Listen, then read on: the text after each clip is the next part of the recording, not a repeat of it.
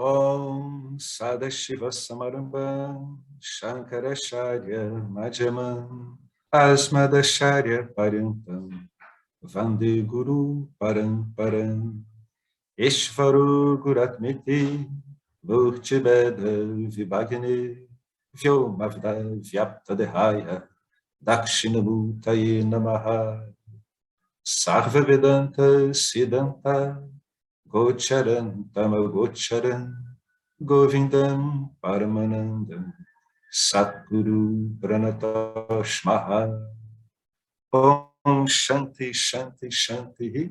Bem-vindos a mais um encontro final do capítulo 4 dos Sutras Devocionais de Narada, olhado sob o enfoque do Vedanta ortodoxo, não dual de Shankaracharya, aqui representado pelos comentários de James Swartz, que é o professor, né, do nosso querido professor Arlindo Nagar. Uma sucessão de professores que vão ensinando o que a gente chama de alunos. Engraçado que esse posicionamento do aluno, ele inicialmente ele não é bem entendido, né? Mas depois ele vai ficando claro, porque é um posicionamento completamente voluntário. Não é como a escola que teu pai te obriga a ir. Você está aqui aprendendo isso porque quer. Aliás, provavelmente por necessidade, né? Gritante mesmo. Bom, a gente parou... A gente estava no tópico serviço ao professor. Asseio, é a tradução de asseio. Asseio ou clareza, né? Nitidez de propósito. E agora, o que o James está fazendo? Ele realmente é a coisa ligada à nitidez de propósito, porque ele está começando a discorrer sobre várias coisas que incomodam, né, essa clareza mental. Mas ele vai fazer uma generalização. Olha que interessante. O Vedanta não entra nos conteúdos pessoais, porque ele entende que o funcionamento é que importa. E, afinal de contas, o conteúdo pessoal é algo que, pelo desenho inerente do campo dármico, cabe apenas àquele que está lidando, né, com esse conteúdo específico. Isso quer dizer que o conteúdo do seu corpo sutil, por uma questão de desenho, é atribuição sua, seja lá que lei justifique isso, por uma impossibilidade de ser diferente. Então, não é que você tenha culpa em nada, mas você é o único que pode lidar com alguma desordem que está aparecendo no corpo sutil. Então, acaba que vira uma visão muito pragmática. Ele discorreu sobre o egoísmo, né? E agora ele vem com um que tem uma característica muito impeditiva. A autocondenação tem uma carga tamásica muito grande e ela tem uma capacidade, ao contrário do egoísmo, de imobilizar o suposto agente. O egoísmo ele é muito rajásico. A pessoa está sempre estrojetada e tentando obter o que quer. A autocondenação já é vamos dizer que é um sentimento, vamos dizer que é uma vássana. É uma vássana de característica tamásica que consegue imobilizar o jiva, né? É como se o jiva começasse a chafurdar na lama. Que nem uma autocomiseração, mas ela é pior. Porque na autocomiseração o indivíduo ele se lamenta, mas na autocondenação ele se vê como uma criatura digna de um inferno, por exemplo. Agora, não obstante isso, do que se trata isso, afinal de contas, para um estudante do Vedanta? Se trata apenas de mais um pensamento impuro. Apenas por quê? Porque não é pessoal seu. Embora ele encontre uma ressonância na sua personalidade aparente, a autocondenação atinge várias pessoas. Então, ele é apenas mais um pensamento impuro. O jiva, a não ser que ele tenha uma questão muito séria com a autocondenação, ele deve evitar entrar nos conteúdos. Mas se o conteúdo for muito sério, ele tem muitos recursos, dentro do Vedanta e até em terapias, que se encontram a rodo por aí afora, muito eficazes para lidar com esse tipo de pensamento, porque, na verdade, é um pensamento que não lhe serve para nada, porque ele não vai resolver o problema pelo qual você está se autocondenando. Simples assim. né? Não vai resolver nada. Quando algo não acontece conforme o planejado, ou eu me vejo em conflito com um valor universal, né, eu estou, por inércia, afrontando o campo dármico, né? Eu estou em conflito com o valor universal. A minha vida foi várias décadas assim, em conflito com valores universais. E um sentimento de culpa, inadequação e autojulgamento surge, eu posso neutralizá-lo deliberadamente, trazendo à mente o autoconhecimento. Eu sou pleno e completo, consciência sempre pura. É uma afirmação para ser feita progressivamente, até que ela se torne bem clara e firme, e ela capture mais a sua atenção do que aqueles objetos sutis aos quais ela está se opondo, aos quais ela está sendo usada como antídoto. Né? Essa progressiva captura ela vai sendo notada pelo estudante. No começo, quando ele afirma isso, naturalmente ele não acredita nisso, né? E depois ele começa a fazer o quê? Ele começa a forçar. Né? O Vedanta diz para você meio que forçar inicialmente, né? Você usa a sua deliberação para intencionalmente forçar mesmo uma visão para outro lugar. É como se a sua cabeça estivesse sempre olhando para um lado e você pega a sua mão e começa a puxá-la para cá, deliberadamente, com força mesmo no começo. Então, a sua cabeça, devido ao hábito de estar virando sempre para um lado, ela volta para lá, e você puxa. Ela volta e você puxa. Esse é o uso do pensamento oposto. Inicialmente, ele começa como uma espécie de pressão que o Jiva faz, confiando no ensinamento, e depois ele vai ficando óbvio por si mesmo. A pessoa só pode tirar alguma questão sobre isso praticando.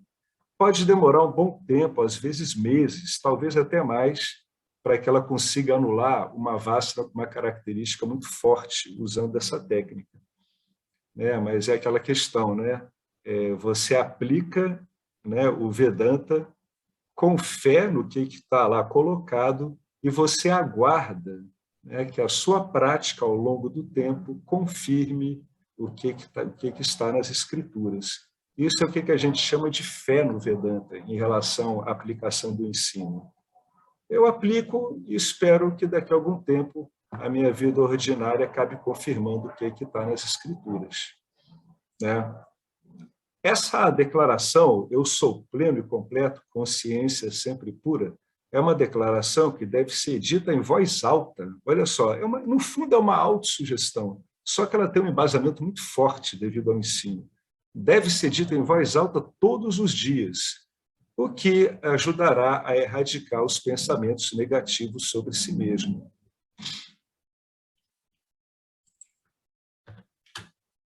Abre aspas. O complexo corpo-mente-sentidos é o fazedor que eu penso ser. Ele não pode ser condenado, porque todas as suas partes são inertes. Né? Elas não têm senciência em si, elas não são responsáveis pela senciência delas em si. A minha mente percebe X e Y, meu corpo se move. Sim, mas a senciência de tudo isso, os atributos de vivacidade, são dados pela consciência original, né? E não por alguma atribuição, né, de existência própria e de vida própria dessas partes.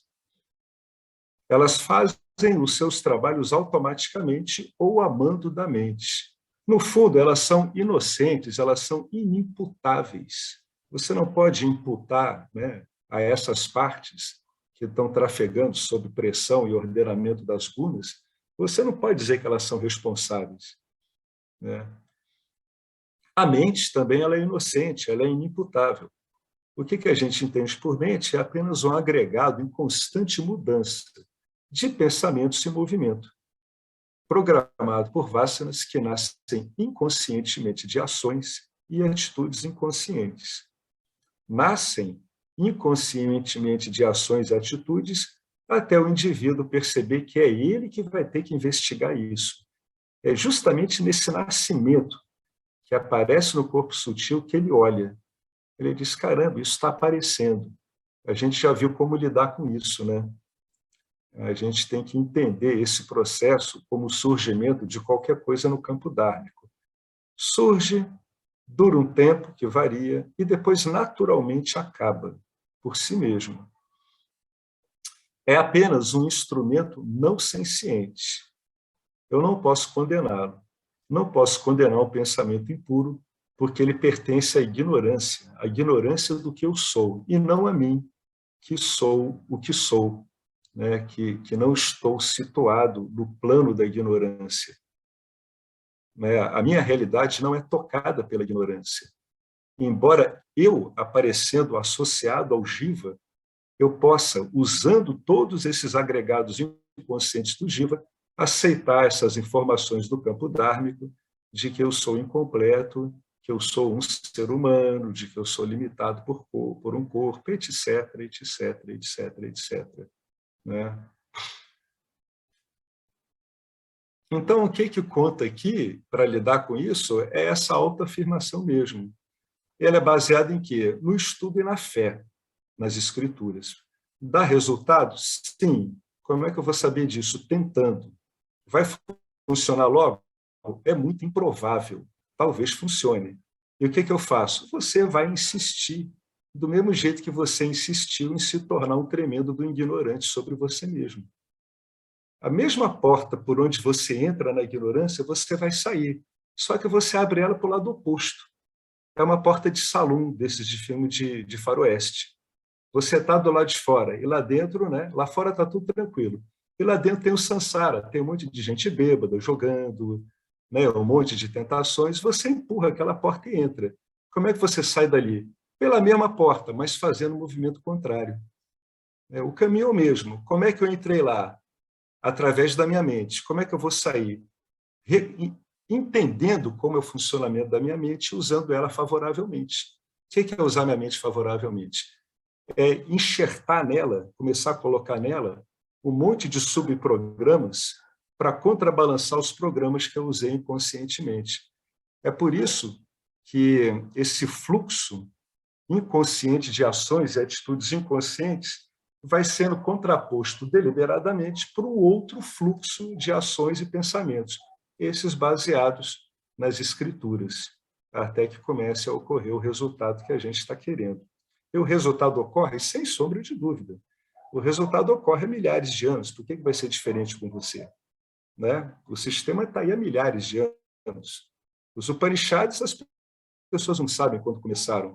Quando um historiador diz que começou há 5.000 anos antes de Cristo, outro diz há 10.000, isso quer dizer em ciência que o cara não sabe. É isso que ele está querendo dizer. Eu não sei. E o Vedanta é todo baseado em Upanishads. Então a gente não sabe como. Shankaracharya sistematizou isso no século VII depois de Cristo. Houve antes dele outros sistematizadores, mas quando ele chegou no cenário, esse conhecimento estava ficando bastante fragmentado. Ele então reorganizou isso, mas esse conhecimento já tinha trabalhado de forma organizada, porque ele vem de uma tradição, de uma revelação ancestral, que são os Upanishads. Alguém quer comentar alguma coisa sobre isso que a gente falou? É não atribuir culpa àquilo que não pode ser culpado. Né? Uma mente, quando o estudante finalmente ele se enxerga como um robô, né? No começo ele fica desalentado, depois ele percebe uma coisa interessante, que o que sabe que ele é um robô não é um robô, não é um autômato, porque consegue ver o automatismo. Aí o indivíduo começa a puxar progressivamente. Isso é quando a atenção dele começa a ser sequestrada de volta à natureza dele. Ele diz, caramba, uma vez eu ouvi um apontador direto dizendo, as pessoas não gostam de saber que são robôs. Exatamente, mas nós não somos pessoas. E as pessoas que estão achando que são robôs e não estão interessadas em nada disso, também não são robôs. É só uma questão de prioridade. Quem está interessado no quê? Né? Só isso. Fala, Marcelo. É que essa aplicação, né, da não autocondenação, para a gente se lembrar de olhar também para não condenar os outros, né, porque a aplicação é a mesma, né? Então, ver quando que os outros possam tentar ter alguma atitude de nos magoar, para a gente entender esse lado, a mesma coisa para a gente, para entender os terceiros, né? Exatamente. Exatamente. A nossa relação com o terceiro, como bem falou Marcelo, ela pode também ser reduzida a um pensamento. O que eu estou querendo dizer? Que, na verdade, é que não tem o outro, não existe o terceiro. O investigador ele tem que partir de algumas bases inicialmente radicais. Quando eu estou falando mal de uma pessoa, tem vários modos de falar mal de uma pessoa. Uma é você não levar a sério o que você está falando. Né? Agora, quando você leva a sério o que você está falando, seja falar bem ou mal, aí você tem que entender que você está trabalhando com uma projeção, é uma imagem. Né? O outro, na verdade, não existe. E o que é o outro para mim? O outro aparece como um pensamento. E como a gente acabou de ver aqui, um pensamento é um objeto insenciente. Né? Olha só, não posso condenar um pensamento impuro quando eu estou falando mal de alguém, é só um pensamento, porque pertence à ignorância, não a mim. Se eu faço essa nivelação desde o começo, eu acabo relevando o que é o outro, o que é a outra pessoa. E eu começo a entender as coisas que eu estou alimentando por mim mesmo. Porque essa é a verdade. Quando eu olho para uma outra pessoa e começo a falar dela, eu estou falando de uma sucessão de imagens apoiadas por pensamentos, só isso. E isso tem que ser tratado do mesmo modo como qualquer outro pensamento. O Vedanta é um tremendo de um nivelador de conteúdos. Né? É que nem Deus naquela ópera de Handel, né? É o nivelador de tudo, é uma moto niveladora que apara todas as arestas egóicas possíveis, todas as arestas interpretativas. Por quê? Porque a manifestação não precisa de interpretações para ser o que ela é. Quem interpreta é o Jiva. E quando ele interpreta, ele pode criar confusões para ele mesmo.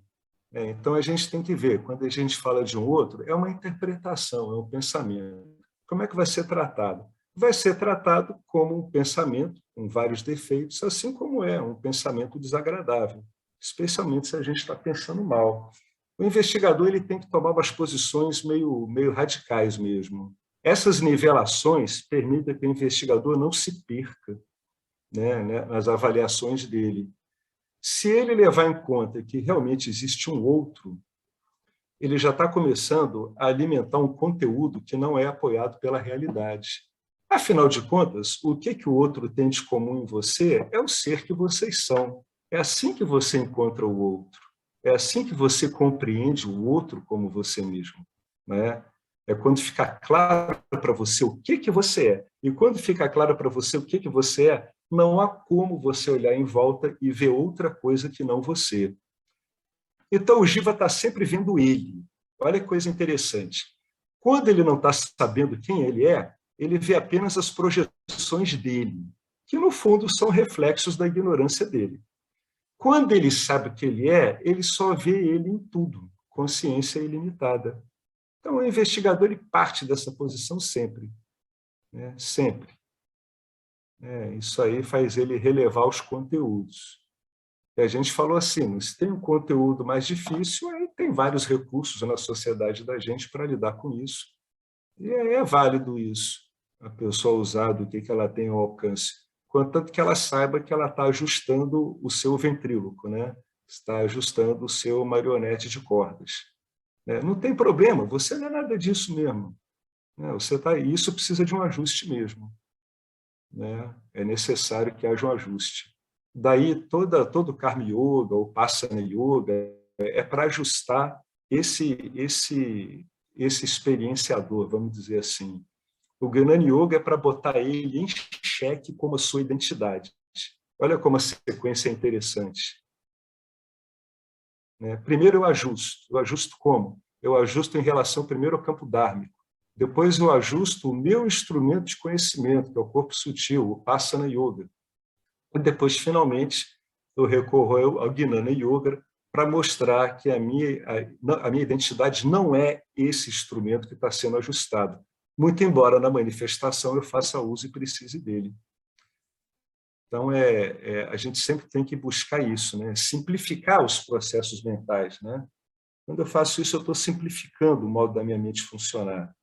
E eu estou tornando ela extremamente eficaz. Pode parecer uma coisa robótica, mas a verdade é que você começa a sentir uma empatia por esse tal de outro gigantesca. Tá? você é capaz de concordar com um monte de absurdos sem relevância por pura empatia. Você está certo, é falado de coração, porque diante do que a pessoa no fundo esses enganos que ela fala são coisas muito pequeninas, muito pequeninas. Então a empatia começa a ficar enorme, começa a ficar meio que transbordante. E aí você releva, concorda. Acaba aquela coisa, dê aos sansários o que eles querem, se não atrapalhar, entendeu? Qual é o problema? Você vai deixar um sansari feliz, olha que bonito. Ué, por que não? Né? É belo. Se não for uma coisa que prejudique, é belo. Você se desdobra para ajudar uma outra pessoa. Às vezes até dar um doce, você concorda com alguma coisa, não tem problema. Se não for uma coisa grave, Aqui a gente dá uma boiada para não entrar numa briga e a gente dá uma boiada também, e talvez 1 milhão para sair dela. Dê para o Sansari os boi que ele quer, não tem problema nenhum isso. O nosso objetivo não é ficar detido nos conteúdos da experiência. Isso aí a gente sabe que é subjetivo. A gente sabe que, no fundo, cabe a cada Jiva investigar isso, e não nós. Não somos nós que vamos investigar as razões pelas quais o tal do outra pessoa, essa imagem, está fazendo outras coisas que são outras imagens que ela está sobrepondo na imagem dela, que ela tem dela, e que você vai ter que interpretar como uma outra imagem. Ou seja, é um inferno, para o seu corpo sutil ter que ser usado em condições tão lamentáveis e tão impossíveis para ele. É impossível, é como se você pegasse o instrumento de radar que trabalha na água e você enfiasse, que trabalha no ar, e você coloca ele para direcionar um submarino que fica embaixo d'água. Não tem como funcionar, A verdade é que a gente usa mal o corpo sutil e tem que aprender a usar direito, botando ele para funcionar de um modo apropriado.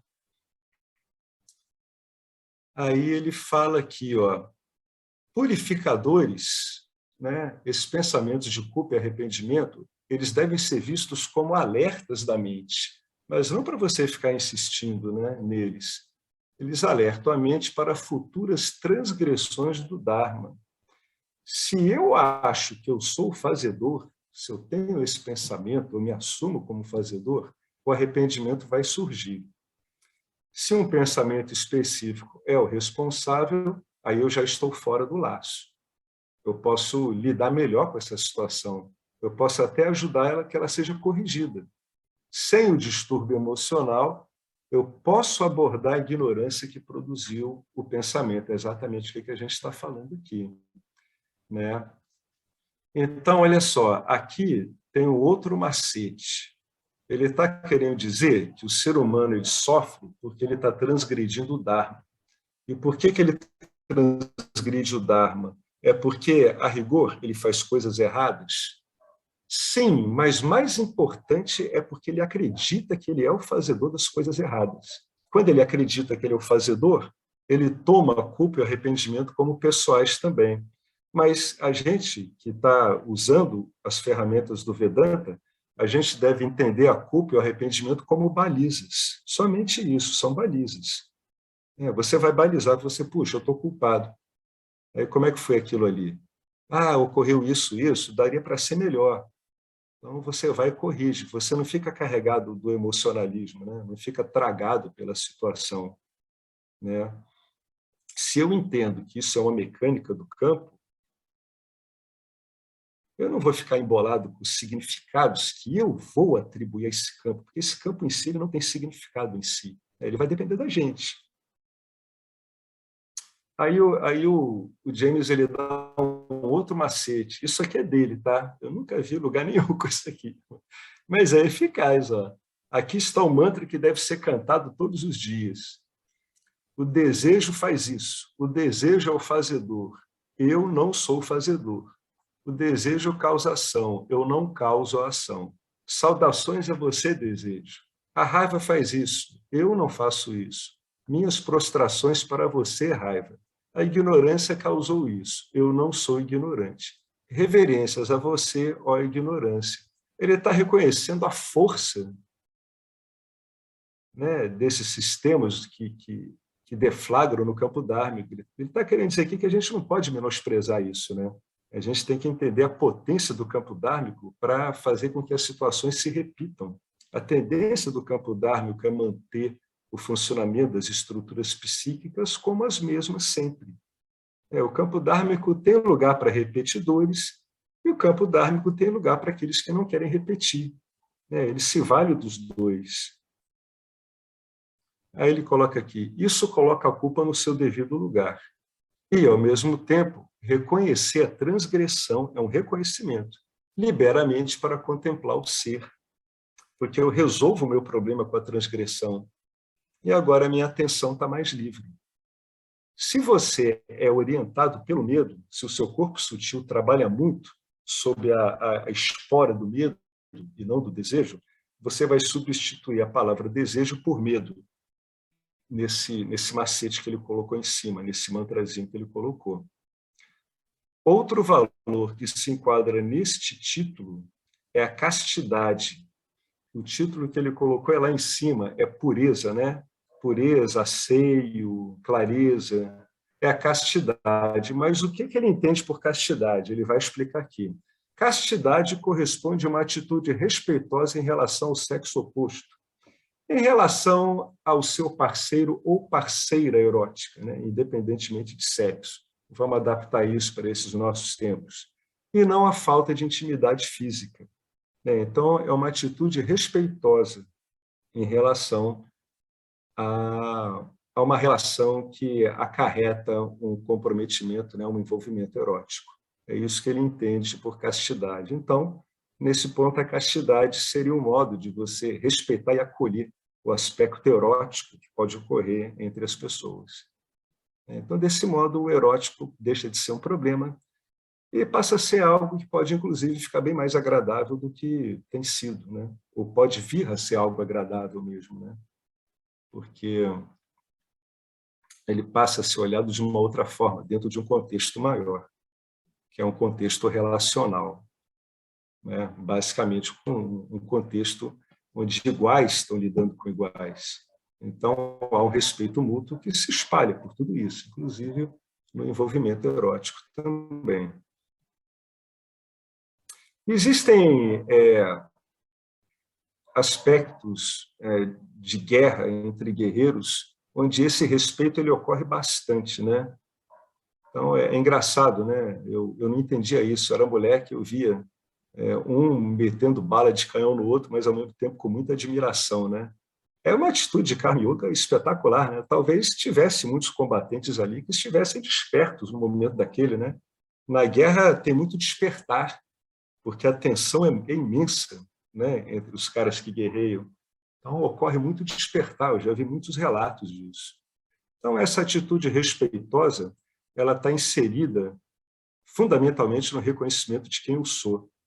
Automaticamente, a partir disso, você passa a ter uma relação respeitosa com tudo o que faz parte, né, desse tipo de relação, que aí a gente pode dizer que ela está, vamos usar uma palavra religiosa, é santificada. O curso Milagre chama isso de um encontro santo. É quando eu olho para o outro como eu mesmo. É o encontro santo, independentemente da situação que esteja ocorrendo. Pode ser, inclusive, uma situação muito grave, de um conflito muito sério entre os dois, né? Mas que não vai perturbar a compreensão que pelo menos um ali está tendo do outro. Alguém quer falar alguma coisa sobre isso que a gente viu aqui? Sobre esse aspecto de asseio, clareza. É uma espécie de asseio em termos totais, né? Corpo, mente, né? Cuidado com o ambiente em volta, cuidado com os pensamentos que acabam poluindo a mente, etc. O modo de olhar isso, que é um modo despersonalizado. É assim que você vai liberando a sua mente. Na verdade, a despersonalização libera esse monte de vínculos que o Jiva tem, né? Mesmo antes da libertação em si, isso já alivia bastante a carga do Jiva. Vocês querem comentar alguma coisa sobre isso que a gente falou aqui?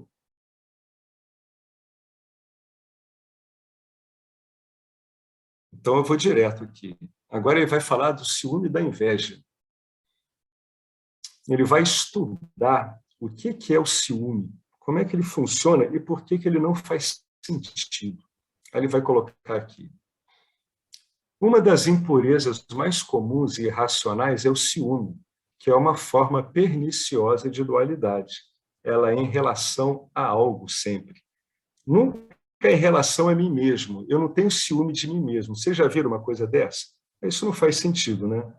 O ciúme, então, está sempre referenciado em relação a um algo, em relação, em geral, a uma pessoa. Por isso que ele está querendo dizer que é uma forma perniciosa de dualidade.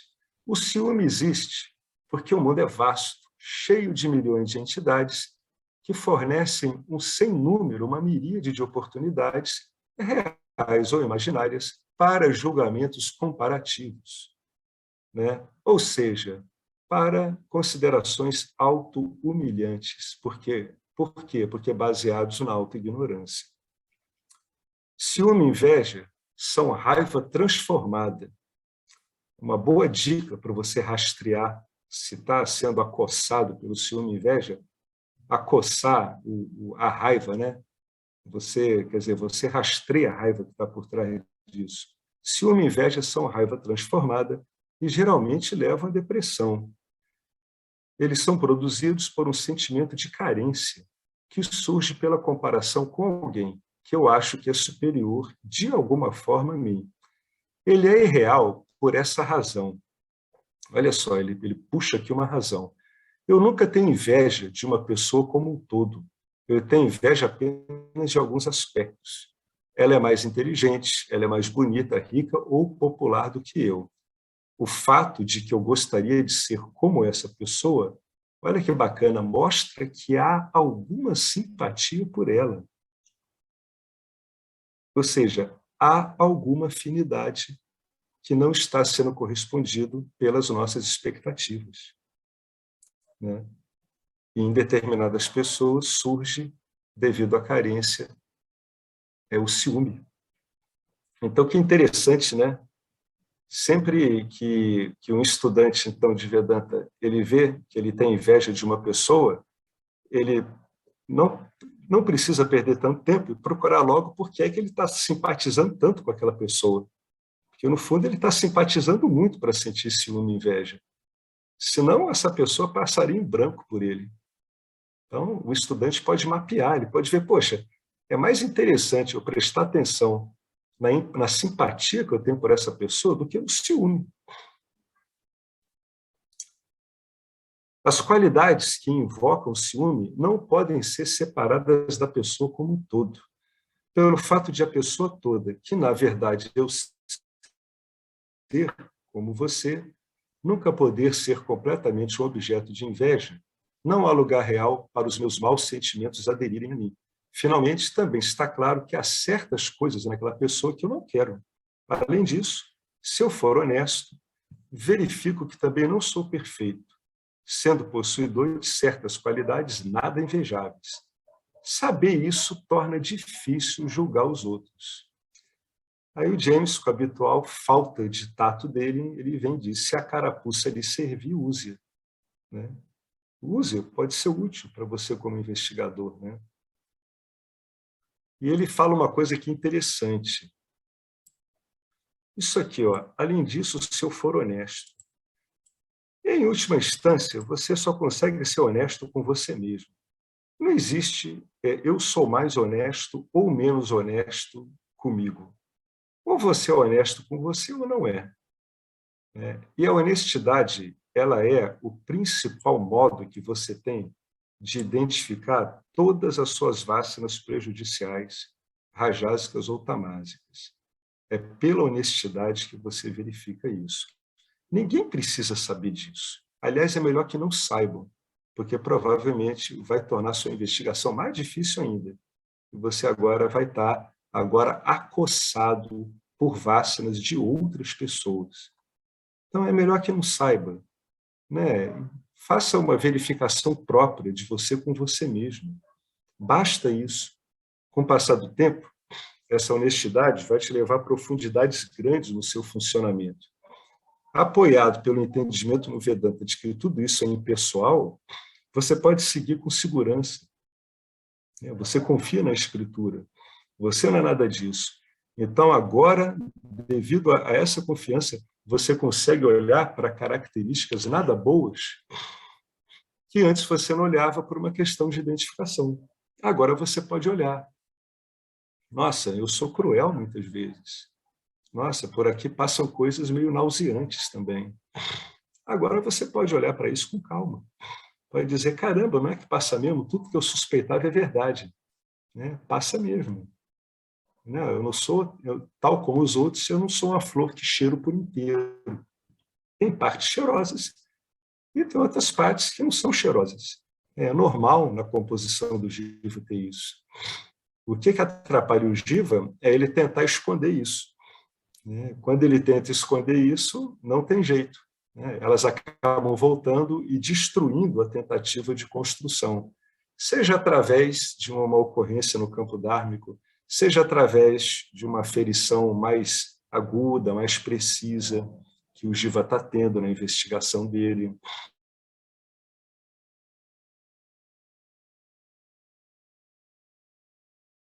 Então, isso aprofundar a visão que ela tem do próprio corpo sutil dela. Porque, como a gente sabe, o corpo sutil é uma responsabilidade do Jiva, não tem jeito.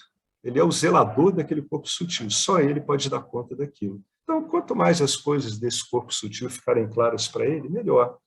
Então, a honestidade ela é muito enfatizada. Quem enfatizava muito a honestidade era um professor de não dualidade, que ele não era do Vedanta, embora o que ele falasse ali fosse basicamente Vedanta puro, que era o Nisargadatta Maharaj. Ele dizia que a sinceridade consigo mesmo era crucial, era a base, sim, de um bom trabalho de autoinvestigação.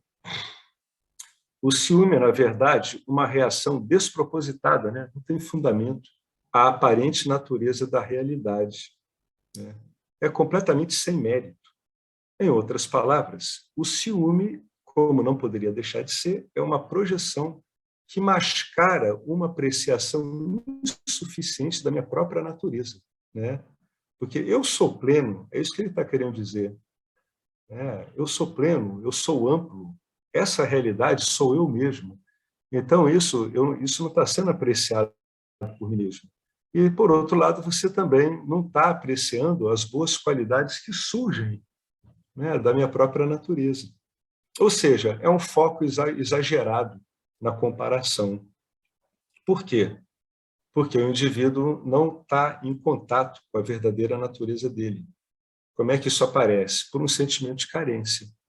Uma pessoa autorrealizada nunca é ciumenta, porque ela está consciente de sua plenitude. É exatamente isso que estava sendo falado. Uma vez que essa plenitude fique clara, você vai ter ciúme do quê? Você olha uma outra pessoa, é você mesmo, aparecendo de outro jeito, vai ter ciúme de você mesmo? A gente viu lá em cima que ter ciúme de si mesmo não faz sentido nenhum.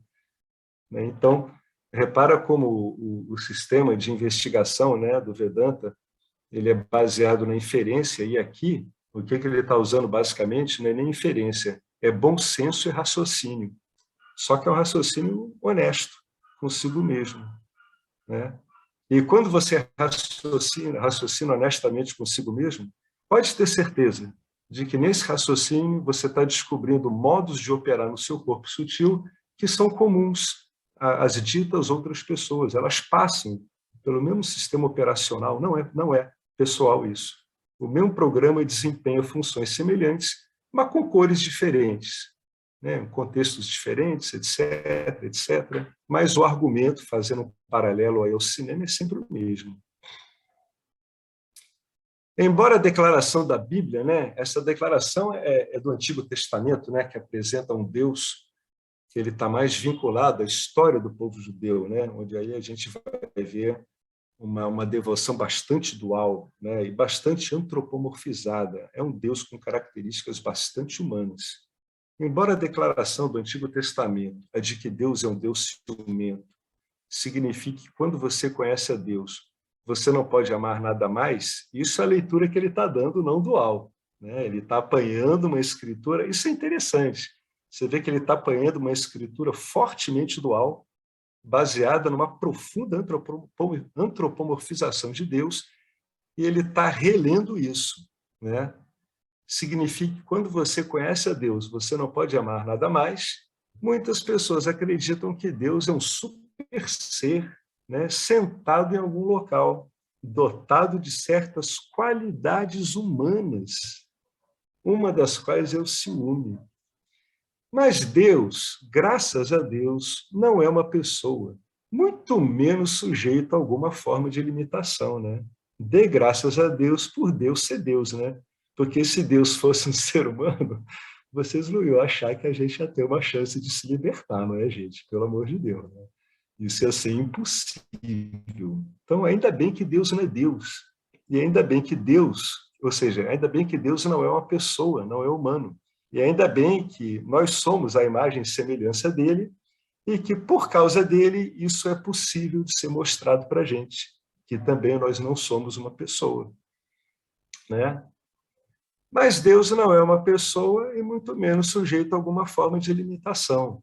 Ele é o Criador e possuidor de tudo. E tal como uma pessoa iluminada, sabe que é a plenitude em si. Então, Ishvara é plenamente consciente da sua verdadeira natureza. Tá? Então, ciúme e outras emoções positivas e negativas não se aplicam a Deus. Né? Deus manifesto, Ishvara, é plenamente consciente da natureza dele como Brahman.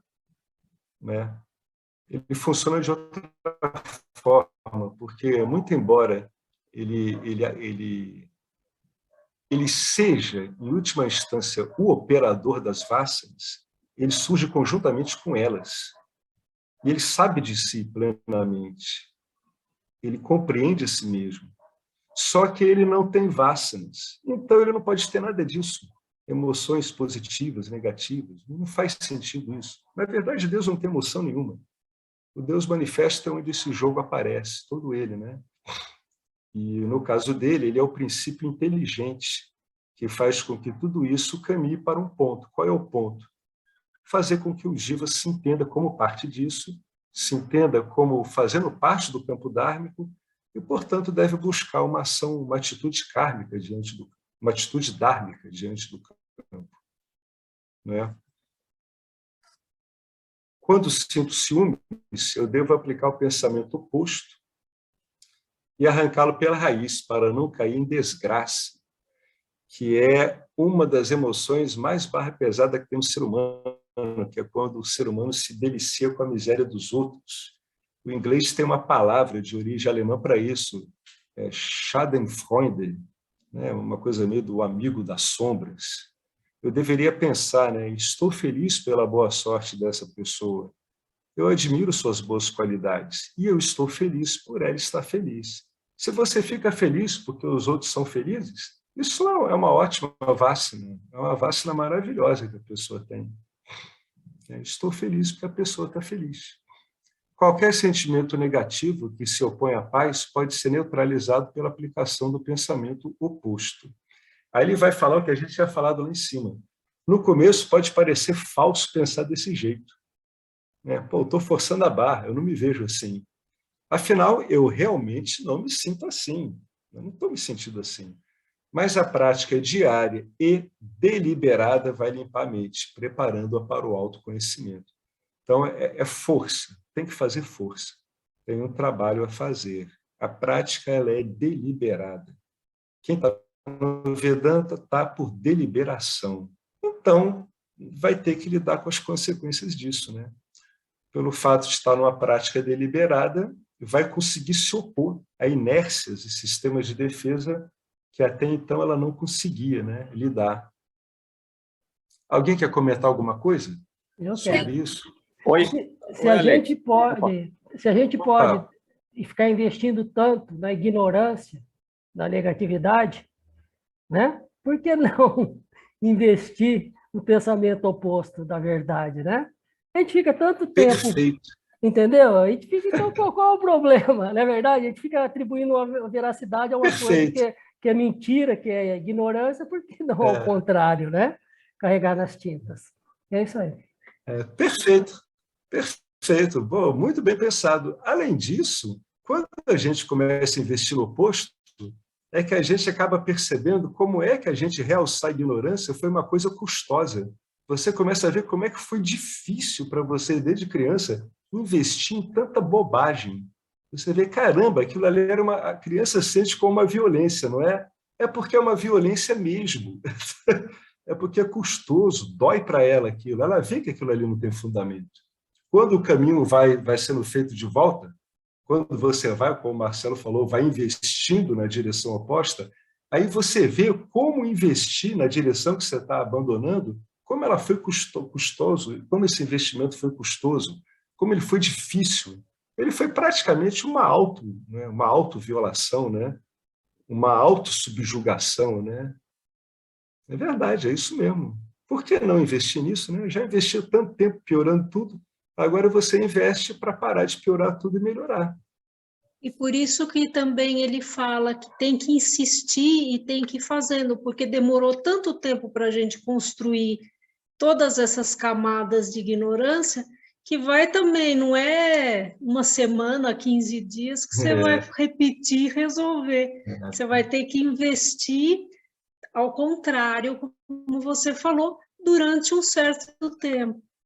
E estudando, e além de você falar, é bom que você continue estudando as escrituras, porque elas são o catalisador desse movimento, né? As escrituras vão catalisar para que esse movimento todo caminhe mais rápido, de uma forma mais eficiente.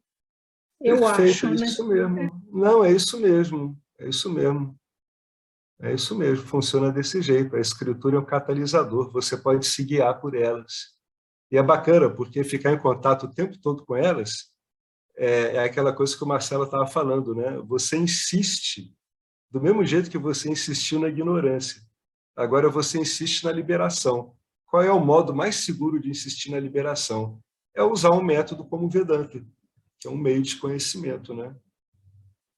É o mais seguro, é um uso sólido, é um manual comprovado há milhares de anos. Mas ele depende muito da disposição e da deliberação do usuário, né? Mas muito mesmo. Então, tem que ter uma insistência meio feroz aí. As pessoas que têm muito rajas podem usar esse rajas para ficar ali mesmo, em cima, em cima. Não, eu não quero, eu não quero. Aí você para, né? Às vezes acontece comigo. Aí eu embromo, aí vejo um vídeo no YouTube, eu sei que eu estou embromando. Eu estou embromando. Aí uma hora simplesmente eu forço a barra. Aí eu boto uma outra coisa, boto um vídeo, boto um texto, pura forçação. E aí, dali a pouco, você está capturado por algo que presta. Por algo que tem uma validade, né, em relação à sua identidade. Então, é isso mesmo, né? As escrituras são fundamentais mesmo. Ainda mais, né, Estela, elas apresentam uma impessoalidade, né? Então, elas previnem contra algum suposto engano de algum orientador, né? Ele pode se enganar, né? O Jiva ele é falível enquanto Jiva, né? Então, as escrituras previnem isso. Escritura é escritura, né? Quando a gente começa a compreender, interpretar elas e aplicar, é fulminante mesmo. Mas, como você falou, tem uma inércia aí a ser vencida, né? E uma resistência também. É isso aí mesmo. Alguém quer comentar mais alguma coisa? Eu acho que o Henrique. Oi, Henrique. Isso que você estava lendo é da Yoga das Três Energias, né? É a mesma. Agora, uma coisa que me chamou a atenção, não seria isso que ele descreve como ciúme, não seria Henrique, só um inveja? detalhezinho. Henrique, só um detalhezinho. O James ele repete isso aqui nos livros, porque isso aqui, na verdade, são a base dos valores, né? E a gente toda hora volta para os valores. A nossa visão de mundo é um reflexo dos nossos valores, né? Não entendi. Mas continua. Esse que ele descreve como ciúme, na minha concepção, seria inveja, não seria? Mas é a mesma coisa. É a mesma coisa. Ciúme, eu entendo, jealous, ou em inglês seria, como seria? Envy. Envy é uma coisa e jealous é outra. Ou seja, ciúme, o que eu entendo mais, a característica que ele falou aí, todo é inveja, né? Inveja. Mais que ciúme. O ciúme ele é mais relacional, né? Exatamente. Ciúme é mais assim, uma pessoa fica com ciúme de outra porque o Isso, lugar dela naquela relação está sendo deslocado por outra. isso, Então, o pai sente ciúme do outro pai porque a criança está querendo mais ficar com ele e não com o outro pai. isso, Né? isso. Mas é o E mesmo mecanismo. outra coisa que é interessante que ele colocou e que acho que quando ele fala desse negócio de honestidade, a questão é você ser honesto com você mesmo, né? Isso. Na verdade, você nunca está sendo, quando você está sendo desonesto, você nunca está sendo desonesto com o outro, você está sendo desonesto com você mesmo, né? E se a gente percebe esse jogo, né? Porque a gente muitas vezes diz, eu enganei outra pessoa, mas na verdade, se você vai parar para analisar, você se está auto-enganando, né? Por isso incomoda tanto, porque se fosse só relacionado com o outro, não incomodaria tanto, né? Quando a gente mente, esse tipo de coisa, né? Então, por isso, eu acho que esse negócio de honestidade, como você colocou, que Nisargadatta, né, é muito importante, porque isso uma base muito importante. E quando ele fala de relacionamento, que ele fala de, que já tinha lido também na yoga, de que você tem que ser respeituoso com o outro sexo, né? Eu acho que passa por essa parte de honestidade. Porque se você é completamente honesto com você primeiro, lógico, que é a única honestidade, né? Para mim, nesse aspecto, né? Aí você vai ser honesto, respeitoso, não tão só com um parceiro romântico, sino com todo parceiro de todo tipo, de negócio, de amigo, etc. Então, acho que esse para mim, né, esse negócio de honestidade com você, quando a gente percebe isso, né, de que quem que você está enganando é a você mesmo, aí realmente a gente começa a mudar o comportamento mesmo, porque isso começa a incomodar, né? Ou seja, você não está, não sei se ficou claro, né? Porque minha percepção quando você mentiu, eu menti, né? Mas na verdade não, você não está mentindo outro, está mentindo você.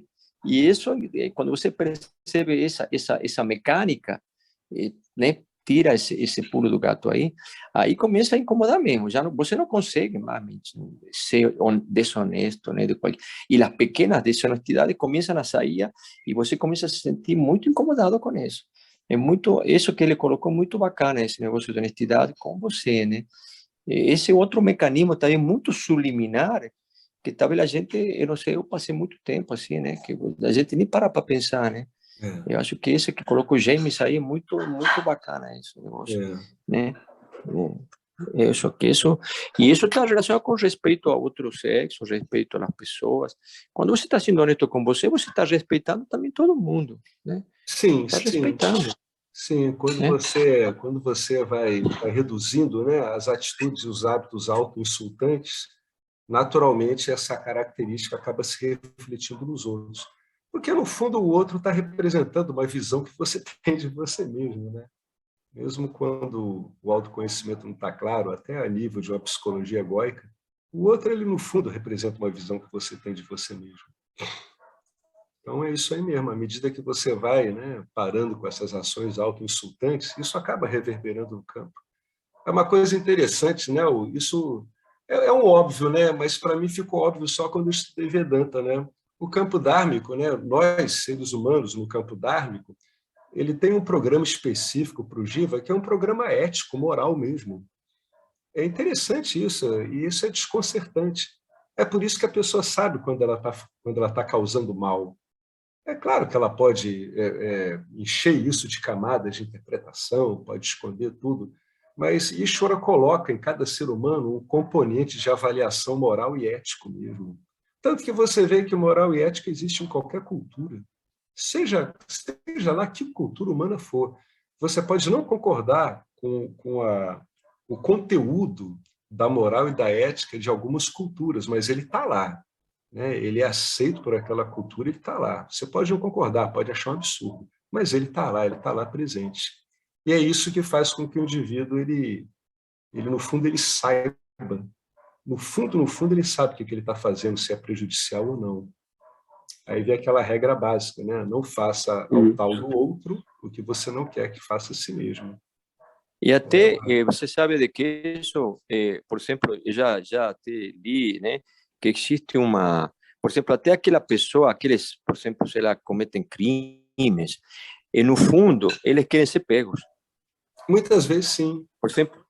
Por exemplo, assassino serial killer, por exemplo, já li isso uma vez, um tratado, né, tipo assim, ele quer ser pego. Ele quer ser pego. Então, existe, então, isso é uma coisa, também acho que o James trata isso, né? De que, no fundo, existe essa bondade, né? Existe isso natural a todo mundo. Né? Existe. Então, até como esse, como, por que o cara quer ser, que ele quer ser pego? Inconscientemente, ele está procurando também, né? Esse negócio, né? Eu acho que, então, esse negócio de e outra coisa, esse negócio de ser honesto ou não, sempre você, né? Porque não tem outro, né? No fundo, não tem outro. Então, se você está sendo desonesto com você mesmo. Sim. E acredito que quando você naturalmente vai se incomodando, porque você apresenta que é você mesmo, não tem outra pessoa aí envolvida, é você mesmo. Embora aparentemente você está se relacionando, né? Mas essa divisão vai se como se tornando mais tênue nesses relacionamentos, né? E aí você começa a perceber como você mesmo. Eu acho que talvez seja por aí, não sei, né? Na apreciação. Por aí mesmo. Obrigado aí Obrigado aí pela contribuição. É isso aí mesmo. É exatamente isso aí. Não tem outro. É você sempre com você.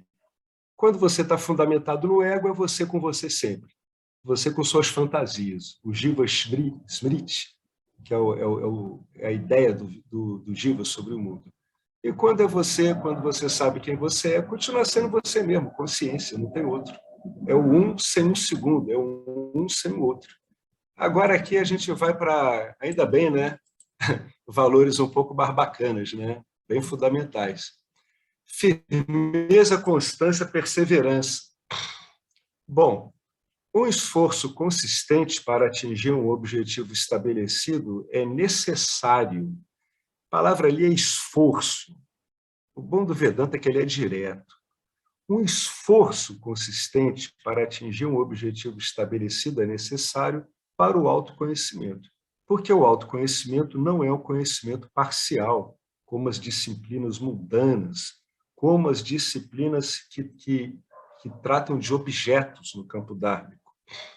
Ele é absoluto, ele é a essência de todo conhecimento. Você é o conhecer que embasa qualquer conhecimento objetal. Sem você, puro conhecer, sem forma, sem limitação nenhuma, nenhum conhecimento é possível. Certas ações fluem devido ao meu compromisso com o meu objetivo, e eu deveria continuamente realizá-las. Deveria. A maioria de nós está totalmente resolvida no início de qualquer empreendimento, mas rapidamente perdemos o interesse quando somos confrontados com a enormidade da tarefa e acabamos aproveitando algum pretexto para nos esquivarmos dos dharmas exigidos.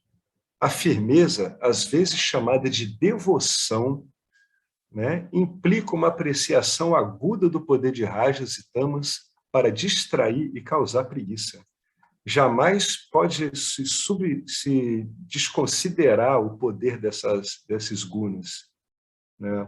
São eficazes, né? São poderes que causam esse efeito mesmo. A gente jamais deve desconsiderar o poder dessas gunas. Ceder a eles é gerar um sentimento de culpa que acaba por paralisar a mente e levar ao fracasso. Então, firmeza, constância e perseverança. Uma coisa interessante que ele fala aqui, a firmeza, às vezes chamada de devoção, sabe uma coisa sabe um bom método para você desenvolver firmeza? Se você passar, no mínimo, 6 meses entoando o Gayatri Mantra 108 vezes de madrugada todo dia, a sua mente vai ficar firme. Eu tenho certeza do que eu estou falando. Funciona. Funciona na marra. Depois a coisa funciona fluindo. Mas funciona. Se você é dispersivo e você acorda de madrugada, aproveita isso para entoar mantras. Depois de um bom tempo, a sua mente vai ficar de uma firmeza maravilhosa. Você não vai se reconhecer. Isso funciona. E, além do mais, que hoje em dia muitas pessoas sempre acordaram no meio da madrugada. E hoje em dia está se vendo que a humanidade sempre foi assim, né? Essa coisa daquele sono direto é uma imposição de um sistema de produção que exigia um turno direto na Revolução Industrial. Mas cada vez mais as pessoas pesquisam e veem que acordar durante a madrugada e ficar um tempo acordado é normal. Na Idade Média, as pessoas iam dormir 9 da noite, acordavam meia-noite, 1 da manhã, e limpavam a casa, rezavam, conversavam, filosofavam, depois voltavam a dormir. Então, eu, quando comecei a falar isso, vi que muitas pessoas têm isso. Elas acordam durante a madrugada, ficam acordadas 1 hora e pouco, e voltam a dormir. Então, aproveita a hora que vocês ficarem acordados e dá para fazer essas técnicas, né? Usar mantras, usar repetições, fazer tipo uma lavagem cerebral. É uma lavagem mesmo, né? Você está jogando água sanitária para ver se resolve a coisa. E resolve. Né? É muito eficaz. É só ir fazendo que a eficácia vai aparecendo. Né? Não tem dispersão mental que depois de 6 meses, de todo dia de madrugada, você fazer 1 hora de mantra vai resistir. Não tem como. É impossível. Não tem como. E você faz isso imbuído, né, de uma apreciação da devoção que você é. Você, afinal de contas, compreende por que você está fazendo aquilo. Não é só um treino mental, né? Naquela hora você sabe o que você está fazendo. Você está fazendo, está performando ali uma atitude devocional. Como? Deliberadamente, sabendo o que está fazendo. Olha que coisa bonita. Você se dedica ao Senhor deliberadamente, sabendo o que está fazendo e sabendo por que está fazendo. Sabe por que vocês estão fazendo? A gente está nessa história toda, gente. É porque a vontade de Deus e do Jiva ela é una. Parece que não é, mas ela é una. Só existe a vontade de Deus. Vamos usar essa palavra vontade no sentido amplo. Então, quando isso é compreendido, o estudante, né, ele naturalmente ele se dedica a Deus. É espontâneo. Ele se vê como integrante da vontade de Deus. A vontade dele é alinhada com a vontade de Deus. Mesmo que não acredita nisso, pode ter certeza, como você é um prisioneiro da eternidade, né, ilimitado por sua ilimitação, 1 hora no seu percurso para lugar nenhum no cosmos, você vai acabar, né, passando nesse curso e vai ver o óbvio, que só tem uma vontade una. É por isso que existem galáxias, é por isso que existem golfinhos nas águas, é por isso que nós estamos aqui. Porque se houvesse um monte de vontade, a gente não teria nada disso funcionando há eras e eras e eras e eras. Né? Então, o Vedanta, no fundo, ele é um óbvio do óbvio. Eu me lembro que um amigo do Henrique, eu encontrei com ele em Brasília, ele disse assim, eu botei a minha mãe para ouvir um encontro desse do Yoga do Amor. Ela ouviu durante 1 hora e meia, e ela disse assim, mas esse cara está falando é o óbvio. Isso, Vedanta é o óbvio. É o óbvio ululante do óbvio ululante. Não tem nada, é só a pessoa olhar em volta e ver. Ela diz, caramba, é isso aí mesmo. Puxa vida, pô, que óbvio. O que impede o cara de ver o óbvio? É medo. Sobretudo medo. Quando o Jiva está com muito medo, ele fica tentando escapar do que causa a ele dor e medo. Então, nesse ponto, ele acaba não vendo o óbvio, porque ele está meio que premido por uma necessidade de autossegurança que é dado pela identificação dele, errônea. Agora, quando você pega um método desse, isso atenua o medo que está ocorrendo na pessoa, mostra para ela uma outra possibilidade, ela vai vendo que é isso mesmo, então ela vai largando o medo, aí ela começa a olhar em volta e dizer, pô, mas o que esses caras estão dizendo há milhares de anos é um óbvio. É mesmo, não tem como ser óbvio. Né? É isso que a gente está aqui. A gente está aqui cultivando o óbvio do óbvio. Né? Reaprendendo a ver o óbvio. Alguém quer falar alguma coisa aqui sobre essas características, firmeza, constância? Quem tiver algum problema com esse, eu tenho essa receita. Pega um mantra que você gosta, de preferência o mais forte que tem, e todo dia você vai lá e recita mesmo. No começo você não vai se concentrar em nada, é claro, né? Você não está habituado a fazer nada disso, como é que você vai se concentrar? Né? Aquilo que a Estela está falando. Mas depois de meses, você começa a se concentrar mesmo, muito. Né? Aí me lembra Ramana Maharishi. Sabe o que Ramana Maharishi dizia? Ele dizia assim, Ele diz, é para recitar mantra mesmo. Eu não passo mantra nenhum, mas vocês é para recitar. Vocês querem recitar, recitem. Aí ele dizia assim, o que é mais importante quando você recita o mantra? É você recitar prestando atenção nas palavras, o que é um óbvio também, né? As pessoas recitam mantra e ficam logo imaginando, né? Uma oferenda, uma situação. Não, a coisa é muito simples. Você está recitando mantra, presta atenção em quê? Presta atenção na palavra. Cada vez a sua execução da palavra melhora e cada vez a sua atenção fica mais nas palavras. É eficaz, é muito eficaz. A pessoa pode desenvolver a firmeza, constância e perseverança devotadamente. É um modo muito mais gostoso de desenvolver. Né? Com o passar do tempo, começa a virar um grande prazer. Né?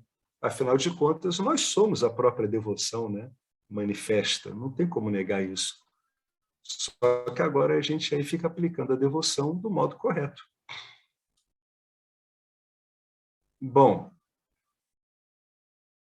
a gente continua, então? Alguém quer falar alguma coisa? Olha, eu falo isso por experiência própria, porque eu estou fazendo isso há um ano. Vou insistir de novo.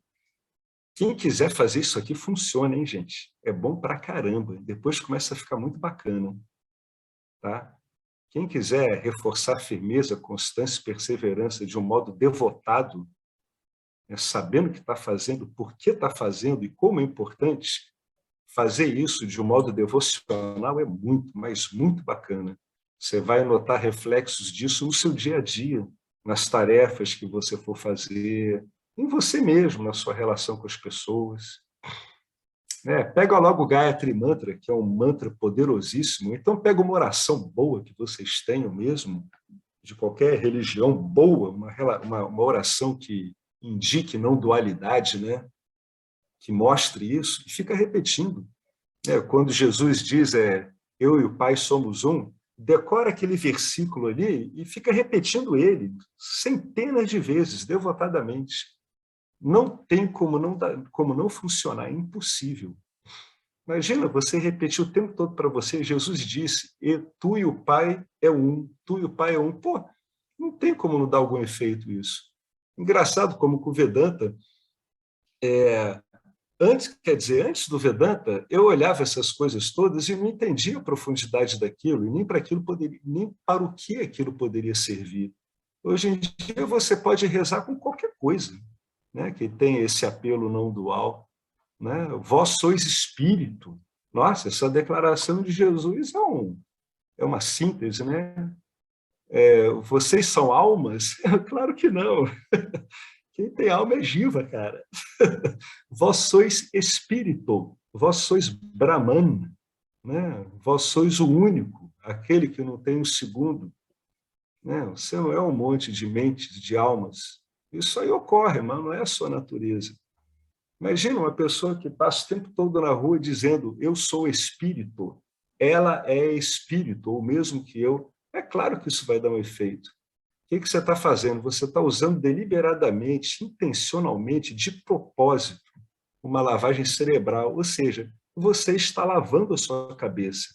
Porque, em geral, a lavagem cerebral é quando uma outra autoridade, digamos assim, né? Vamos botar assim, né?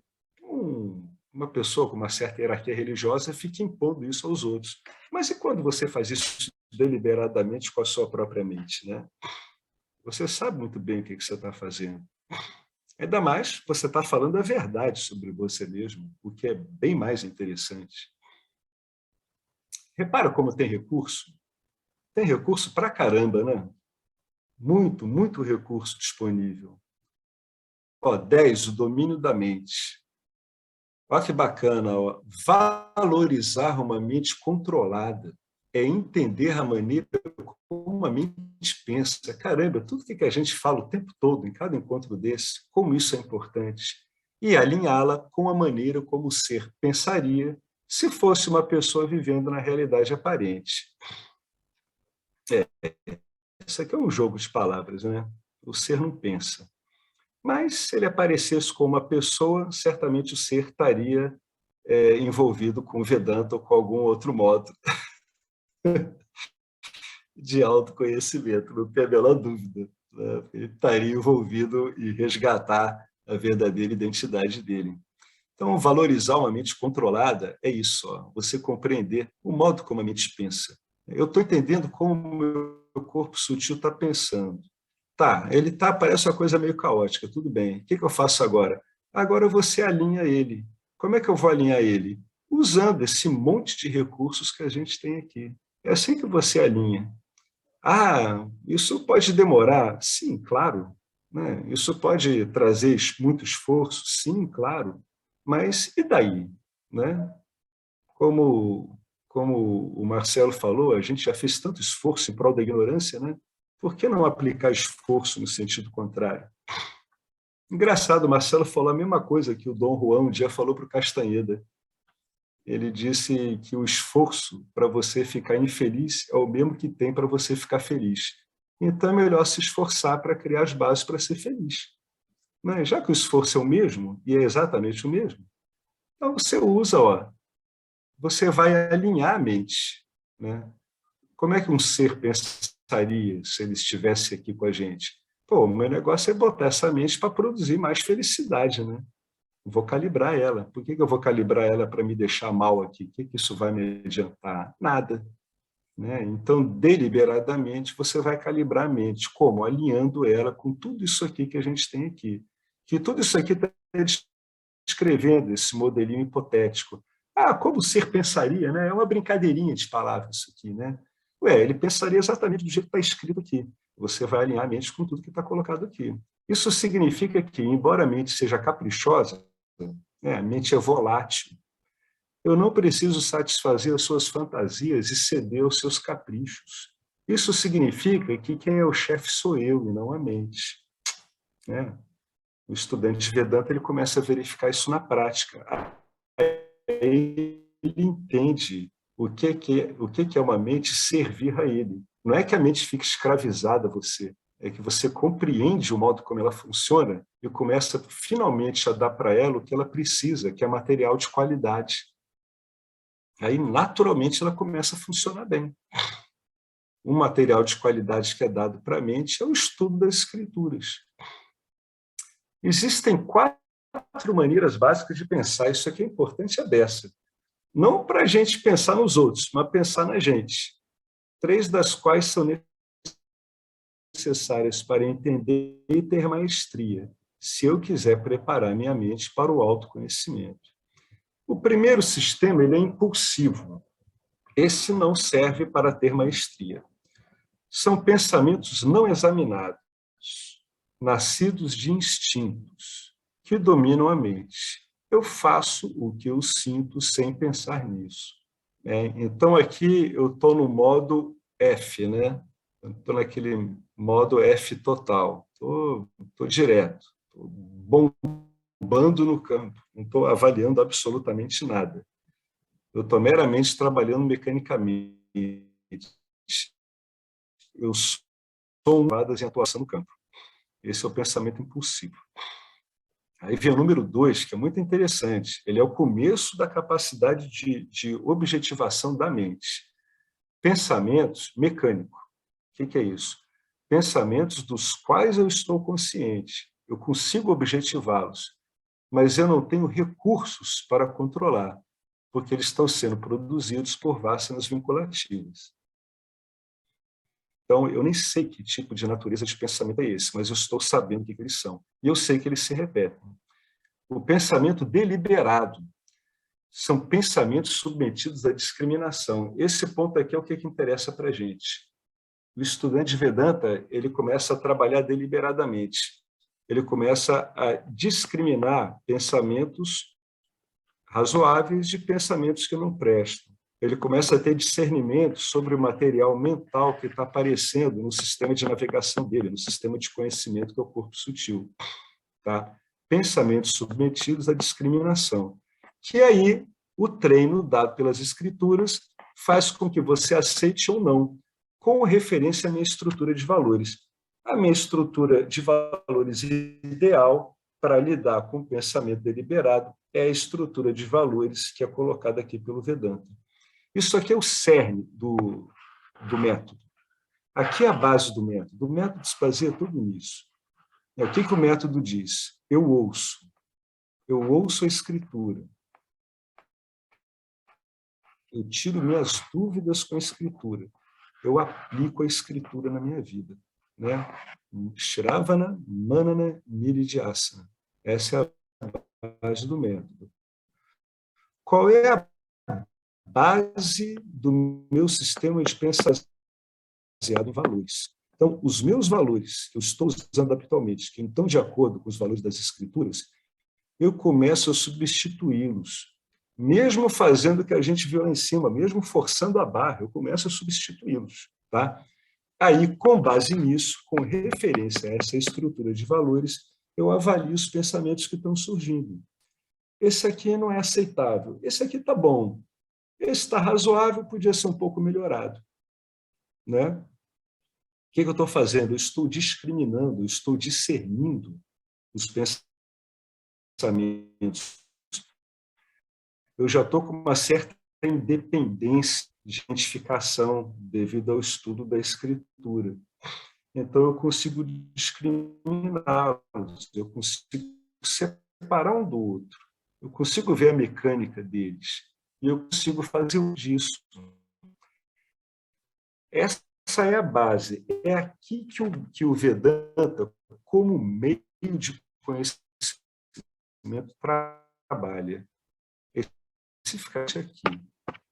Bastante nada sutil, mais trabalhado, mais refinado. Está usando aquela função do intelecto. Aqui é o intelecto atuando lá. Ele está fazendo a separação.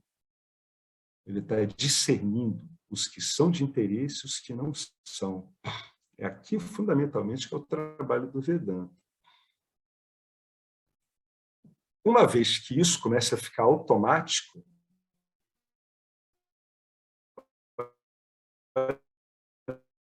que interessante. Eu começo a avaliação, preciso mais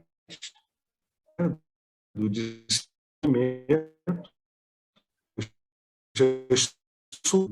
as soluções sempre oportunas, nos quais o autoconhecimento destruiu as vássanas vinculativas e negou o fazedor. Então, como se você entrasse num fluxo de pensamentos, né? Todos coerentes entre si, tanto em termos de campo dármico, quanto em termos da qualidade da ação que é prestada, no uso adequado da mente, quanto no reconhecimento do ser que você é. Isso quer dizer que uma pessoa dessa, quando ela tiver uma dificuldade, ela vai fazer o quê? Ela vai ver a dificuldade apenas como uma dificuldade. Isso não vai estar comprometendo o que ela sabe dela mesma. Né? Ela vai se recuperar rapidamente, ela vai se ressintonizar rapidamente. É quando o Swami Paramarthananda ele diz que quando a pessoa está sem, ele acaba se recuperando em 15 segundos, é muito rápido. Ele se restabelece muito rápido. Né? Ele vê um problema e a coisa é muito objetiva. Dá para resolver o problema ou não dá? Se não dá para resolver o problema, paciência. Se dá para resolver a longo prazo, eu começo a me preparar para resolvê-lo. Né? E se dá para tomar uma atitude agora e ela é necessária, eu vou lá e resolvo. Né? E nunca mais vem a ideia dele, nunca mais de que ele é uma pessoa, de que ele é um ser humano. Para ele, está claro que ele é uma consciência e que o ser humano está aparecendo nele. Assim como tudo. As árvores aparecem nele, consciência, o oceano aparece nele, as coisas boas e as ruins aparecem nele, etc, etc, etc. Por isso que ele botou aqui.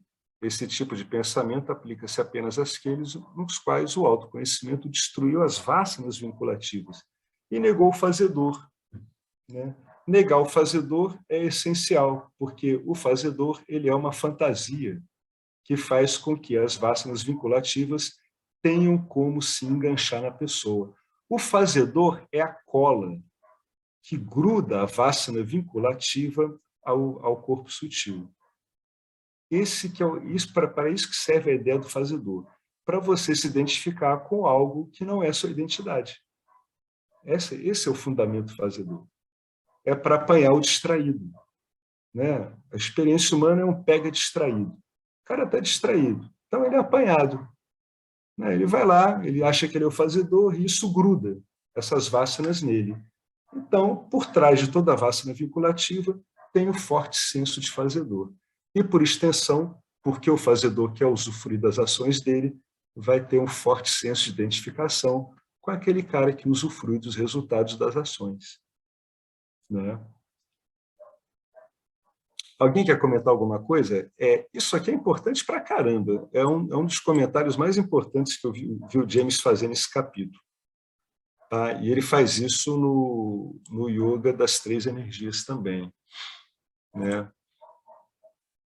É interessante notar isso. Ó. Muitas vezes o indivíduo está no Vedanta e ele está observando pensamentos mecânicos. Né? Eu já vi muita gente ficar nisso durante muito tempo.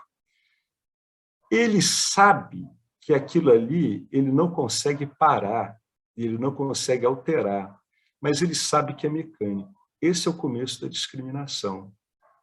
Ele vai ter que ter recursos para lidar com isso. Né? Ele, por enquanto, não tem como lidar. Quando a pessoa não tem como lidar com uma determinada vássana, não adianta ficar brigando com ela. Passa para outra. E aquela lá vai dando os efeitos dela. Né? Até que o próprio campo dármico gere condições em você, pelo próprio estudo que você está fazendo, onde isso pule dessa categoria mecânico para o deliberado. As pessoas aqui devem estar vivenciando isso.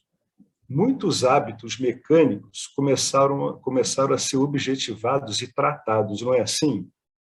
Vocês não estão notando isso? Que havia muitos hábitos mecânicos que vocês sabiam que eram mecânicos. Nós sabíamos, mas a gente não tinha como influir neles. Mas a gente sabia que era mecânico. Depois de um tempo, a gente começa a ver que estamos tendo alguma deliberação sobre eles. Olha que coisa interessante. Mas não é a deliberação que a gente pensava, né? A deliberação que a gente pensava era que a gente ia esbofetear esses pensamentos e ia expulsar eles do nosso corpo sutil. Não, não é assim. Né? Não é na base da pancada. Né? O que resolve as coisas é compreensão e amor. Então, mesmo diante das vássanas vinculativas, a gente já tentou tratar isso na base da bufetada, não funciona, não é assim. É uma compreensão amorosa, é uma compreensão paciente, ela puxa valores que você precisa rever em você para que essa compreensão fique mais firme, fique mais poderosa, e com base nisso, você vai coexistindo com esses pensamentos mecânicos até que eles entram na esfera da deliberação. Então, eles começam a te afetar muito menos. As pessoas aqui notam que isso dá esse efeito, né? Nada se resolve por pancada, a gente faz força amorosamente. Né? Não fazemos forças para tratar os nossos queridos pensamentos malvados na base do pontapé, né, gente? Porque senão a gente vai estar fazendo com esses pensamentos o que eles fazem com a gente. Não é assim, não tem como ser assim, né? Só o amor liberta. Não existe essa coisa de sair dando bufetada e achar que vai controlar as coisas na marra. Vale a pena voltar muito para isso aqui. Né? Os pensamentos impulsivos, que não tem nada a ver com o Vedanta, isso é o grosso do movimento sansárico esse. O mecânico, que é o começo da objetivação. O deliberado, quando começa a ficar sujeito ao uso da prática das escrituras. E o espontâneo, quando o efeito dessa prática, o efeito do autoconhecimento já criou raízes e você perdeu a sua identidade, né, de ser um jiva, um fazedor, e você se vê fundamentalmente como uma consciência. Como a consciência, não é uma consciência. Você vê como o espírito, como Brahman. Eu vou ler mais esses dois. O pensamento espontâneo não está incluído nesse valor, embora ele tenha colocado aqui, porque se aplica apenas aos indivíduos liberados. Se o meu pensamento é impulsivo, condicionado ou deliberado, eu não sou mestre ainda, mas pelo pensamento deliberado, a mente pode ser controlada, por pura compreensão. O controle, ele é por compreensão. Aí a gente chama de controle, mas eu prefiro dizer que a gente começa finalmente a ter uma relação boa com a nossa mente, né? Não tem mais a ver isso? você começa a ter uma relação saudável com o teu radar, com o teu sistema de conhecimento, com essa ferramenta maravilhosa que está na sua mão. É como se você tivesse quebrado vários computadores antes, e agora, finalmente, você diz, caramba, isso é um computador e eu tenho que aprender a usá-lo. Né? Não adianta eu achar que eu vou aprender a usar ele do meu jeito. Ele tem um modo, tem um manual, eu estou aprendendo a usar. A maestria relativa é simplesmente o estado de alerta, sattva, e envolve a submissão deliberada. Olha só, o tempo todo a gente fala isso, e envolve uma submissão deliberada, por vontade própria, de todos os pensamentos e sentimentos ao escrutínio racional e à substituição pela lógica apropriada, sempre que o pensamento mecânico, nascido da ignorância, dominar a mente. Isso que ele está falando é a prática do Nididhyasana, em relação à mente, é como você está praticando. Na verdade, isso aqui é manana. Isso aqui é compreender o ensino, não é Nididhyasana, não. Isso aqui é manana, isso é quando você compreende o ensino, é quando você está tirando suas dúvidas em relação ao que você ouviu. Agora, com base nisso, aí sim, eu vou para o Nididhyasana. Nididhyasana. Eu passo a aplicar a escritura em si, eu passo a representar a personificação da escritura. A gente sempre fala isso. O indivíduo ele vai substituir deliberadamente os pensamentos e os sentimentos dele, ele vai substituir por pensamento, o sentimento corre atrás, vai substituir deliberadamente o que não estiver de acordo com o ensino, o que ele não tiver ouvido em Shiravana. Deliberadamente ele substitui, ele vai forçando, ele vai para cá, vai dando um jeitinho aqui e ali, insiste, até que isso comece a ficar bem corriqueiro, ele aplique isso no seu dia a dia. Se eu tenho consciência da minha mente, ou seja, se eu sei como ela funciona, posso aprender com meus erros e exercer a escolha a respeito do modo como eu penso, permitindo-me cumprir meus compromissos com o meu objetivo diante de várias distrações e mudar meu comportamento para que este fique em conformidade com os valores universais. Eu vou mudar meu comportamento para que este fique em conformidade com o Dharma. É isso que ele está dizendo aqui. O controle da mente, o controle dos sentidos e o foco único, unidirecionado, são qualificações para a investigação. O controle da mente é a disciplina sobre o pensamento no nível em que os pensamentos surgem. Quando é que eles surgem? Os pensamentos representam as suas vássanas. As suas vássanas não são detectáveis pelo seu sistema de conhecimento, pelo seu aparato de conhecimento, que é o corpo sutil. Quando é que elas ficam detectáveis? Quando aparecem como pensamentos. Pensamentos, em última instância, são intenções de ação, intentos de ação. Ação mental, ação verbal, ação física. Fundamentalmente isso. Você detecta isso na hora que eles surgem. O controle dos sentidos indica o uso de critério no nível dos sentidos, e o foco único é a capacidade consistente de manter os ensinamentos diante de padrões de pensamentos inúteis, aplicando o pensamento oposto, por exemplo. Os dois primeiros, controle da mente e dos sentidos, tornam a mente capaz de exercer o foco único. É o Upasana Yoga. O Upasana Yoga ela é toda voltada para isso. O Upasana Yoga é muito ampla, envolve meditação, dependendo do perfil do investigador, do devoto, envolve uma repetição devocional, envolve mantra, envolve alguma facilidade para entrar em samadhi, envolve até mesmo a prática física do yoga, depende de cada um isso. Mas, fundamentalmente, qual o objetivo de tudo isso? O objetivo é manter a sua mente estável, capaz de manter foco. É esse que é o objetivo disso. Mas a mente não tem como ficar instável, porque a configuração do campo dármico muda o tempo todo. Muito bem, é isso mesmo. Então, já sabendo disso, você não vai ficar impressionado quando o seu foco flutuar. mas você recupera ele rapidamente. E provavelmente acaba que fica assim, muitas vezes até o fim da vida. Era por isso que Papaji dizia, né? Você tem que investigar até o último suspiro. E é por isso que os budistas dizem, atenção, atenção, atenção. É só essa instrução que você tem que me dar? Não. É atenção, atenção, atenção, atenção, atenção, atenção, atenção. Só isso? Não. É atenção, atenção.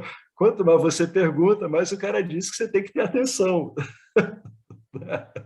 Até que uma hora ele diz para você, né, voltar para a atenção 1000 vezes, 4 milhões, 5 bilhões, não importa. Né? Cada um lida com essa necessidade de um modo, mas reparem que é sempre tornar a mente capaz de estabilidade. Ter cuidado com as interações mundanas contribui também para a estabilidade da mente. Você pode testar isso. Você pode beber todo dia, uma vez por dia, né? Bebe alguma coisa, né? Frequenta uma pequena farra e vê se você consegue manter o ensinamento da escritura no seu dia a dia. Aí você anota no diário e depois você fica 3 semanas sem fazer nada disso e depois vê se você consegue aplicar o ensinamento da escritura no seu dia a dia e você vai ver a diferença por você mesmo. Né? Aproveita para investigar essas coisas, né? Vale a pena. Né? Você bebeu um pouco além da conta, aproveita para investigar. Ver, caramba, eu não estou conseguindo manter o foco de antes. Por quê? Porque o seu instrumento de navegação está sendo solapado pelas suas vássaras. Né? Você está avacalhando o seu próprio sistema de navegação. Né? Desatenciosamente está levando ele por um caminho onde ele não tem como funcionar bem. Né? Nada como a pessoa ver isso ocorrendo com ela mesma. Ver como é que é um corpo sutil funcionando bem e depois de 2, 3 semanas ver ele funcionando mal. Depois ver ele funcionando bem e aí vai tirando suas conclusões e começa a direcionar ele adequadamente. Né? Claro que sem exageros. Né? Um outro método é se envolver em várias discussões. Né? E numa outra semana evitar qualquer discussão, você vai ver a diferença. Vai testando, vai fazendo esses testes, né? Eles são muito ricos. Para a pessoa que gosta de escrever, esses macetes são bem, bem legais mesmo. Né? É impressionante, a gente fala isso por experiência própria, é impressionante como isso mexe com a calibragem do corpo sutil. É impressionante, é uma coisa que a pessoa fica perplexa. Ela vê, nossa senhora, é impressionante isso. Quanto mais sutil vai ficando o seu intelecto, o seu corpo búdico de discernimento, mais você fica impressionado com essas nuances, que para você não vão ficar mais nuances, vai ficar uns saltos gritantes de um modo de funcionar para outro. Um modo mais favorável, outro mais precário. Né? No fundo, a gente só está colhendo os resultados dos esforços que a gente está fazendo, né? De compreensão de nós mesmos, do campo dármico e da necessidade de se voltar para esse tipo de estudo e prática, entre aspas. Né? Bom, gente, eu vou interromper por aqui, que a gente agora vai começar isso aqui, ó, desapego em relação aos objetos dos sentidos. E eu queria saber se alguém quer trazer alguma coisa, especialmente as coisas do dia a dia, da investigação do dia a dia, da prática, né? Nesse panorama que a gente está fazendo, que é o estudo da nossa experiência ordinária, é isso que a gente faz o tempo todo. Né? Alguém quer trazer alguma coisa? É para ficar animado, viu, com um encontro desse, não é para ficar desanimado, não.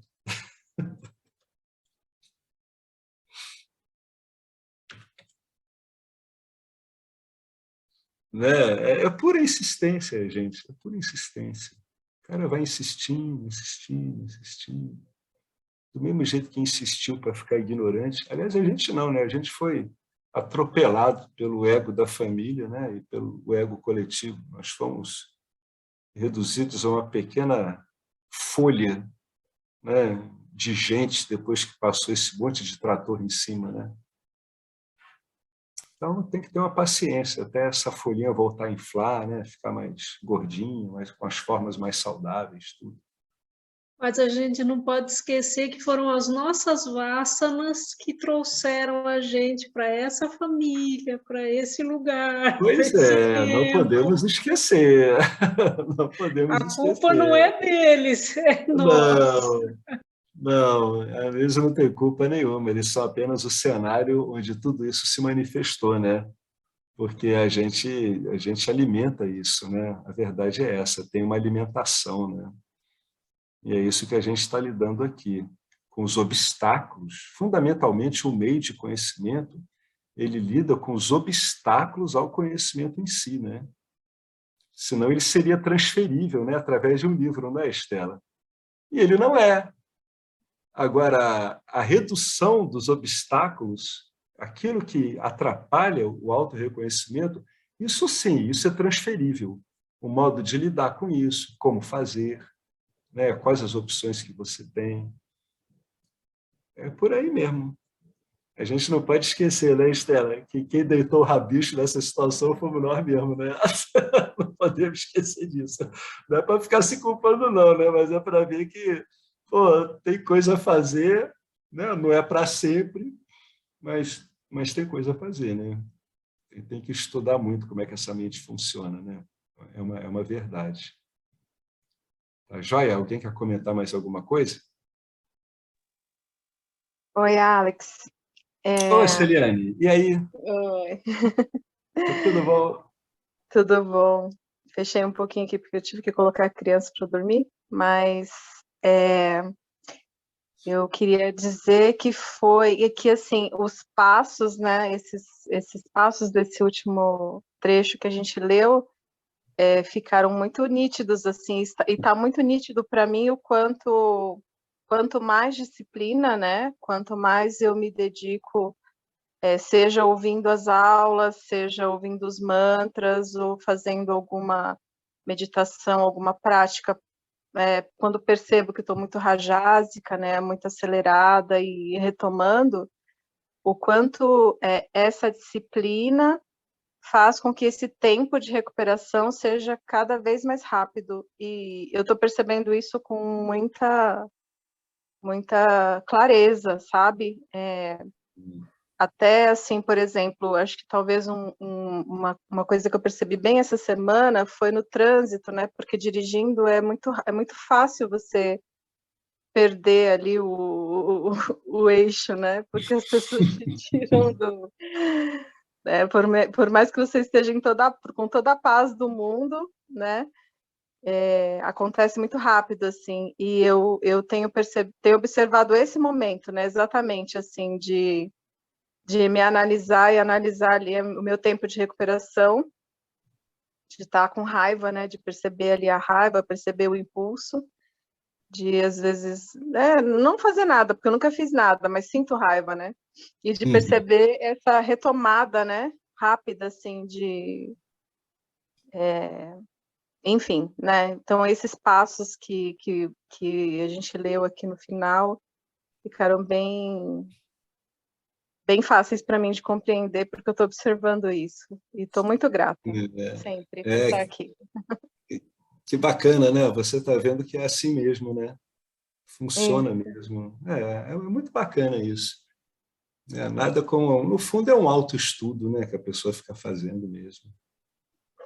É um autoestudo direcionado, né? Porque a gente insere esse autoestudo no objetivo último, né? E que é um objetivo engraçado, ele é um objetivo último, mas ele é um objetivo que você realiza o tempo todo, né? Porque você sempre recupera a tua identidade o tempo todo, né? Isso é outro ponto que está cada vez mais frequente, assim, eu consigo perceber que eu estou em investigação o tempo todo, e não é mais uma coisa que eu preciso lembrar, né? Mas que o tempo todo... Maravilha isso! Não é mais por lembrança, o negócio agora passou para frente, é o que você está vendo primeiro, né? É isso aí. Pô, que show, hein? Muito bom. Legal. É a visão, isso é a visão de que fala as escrituras, né? O cara está vendo. Está vendo o quê? Está vendo o óbvio. Bacana isso. Isso é a visão, é assim mesmo. A primeira coisa que salta aos olhos é o que você é. É bacana, é isso mesmo. Está investigando o tempo todo. Aí Isso o cara mesmo, começa a, perfeito. aí o cara começa a investigar o tempo todo. Uhum. Isso, Muito muito bom. obrigada, viu? Maravilhosa aula.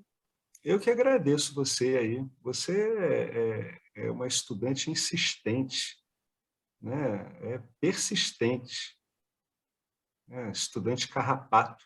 Fica grudada lá no ensino. Não tem como não dar resultado. Eu vi o Sarva Priyananda fazendo um comentário no Katha Upanishad, o Deus da Morte falando para o Nitiqueta, né, dizendo, olha, se você arruma uma boa escritura e um bom professor e você insiste, não tem como não dar certo.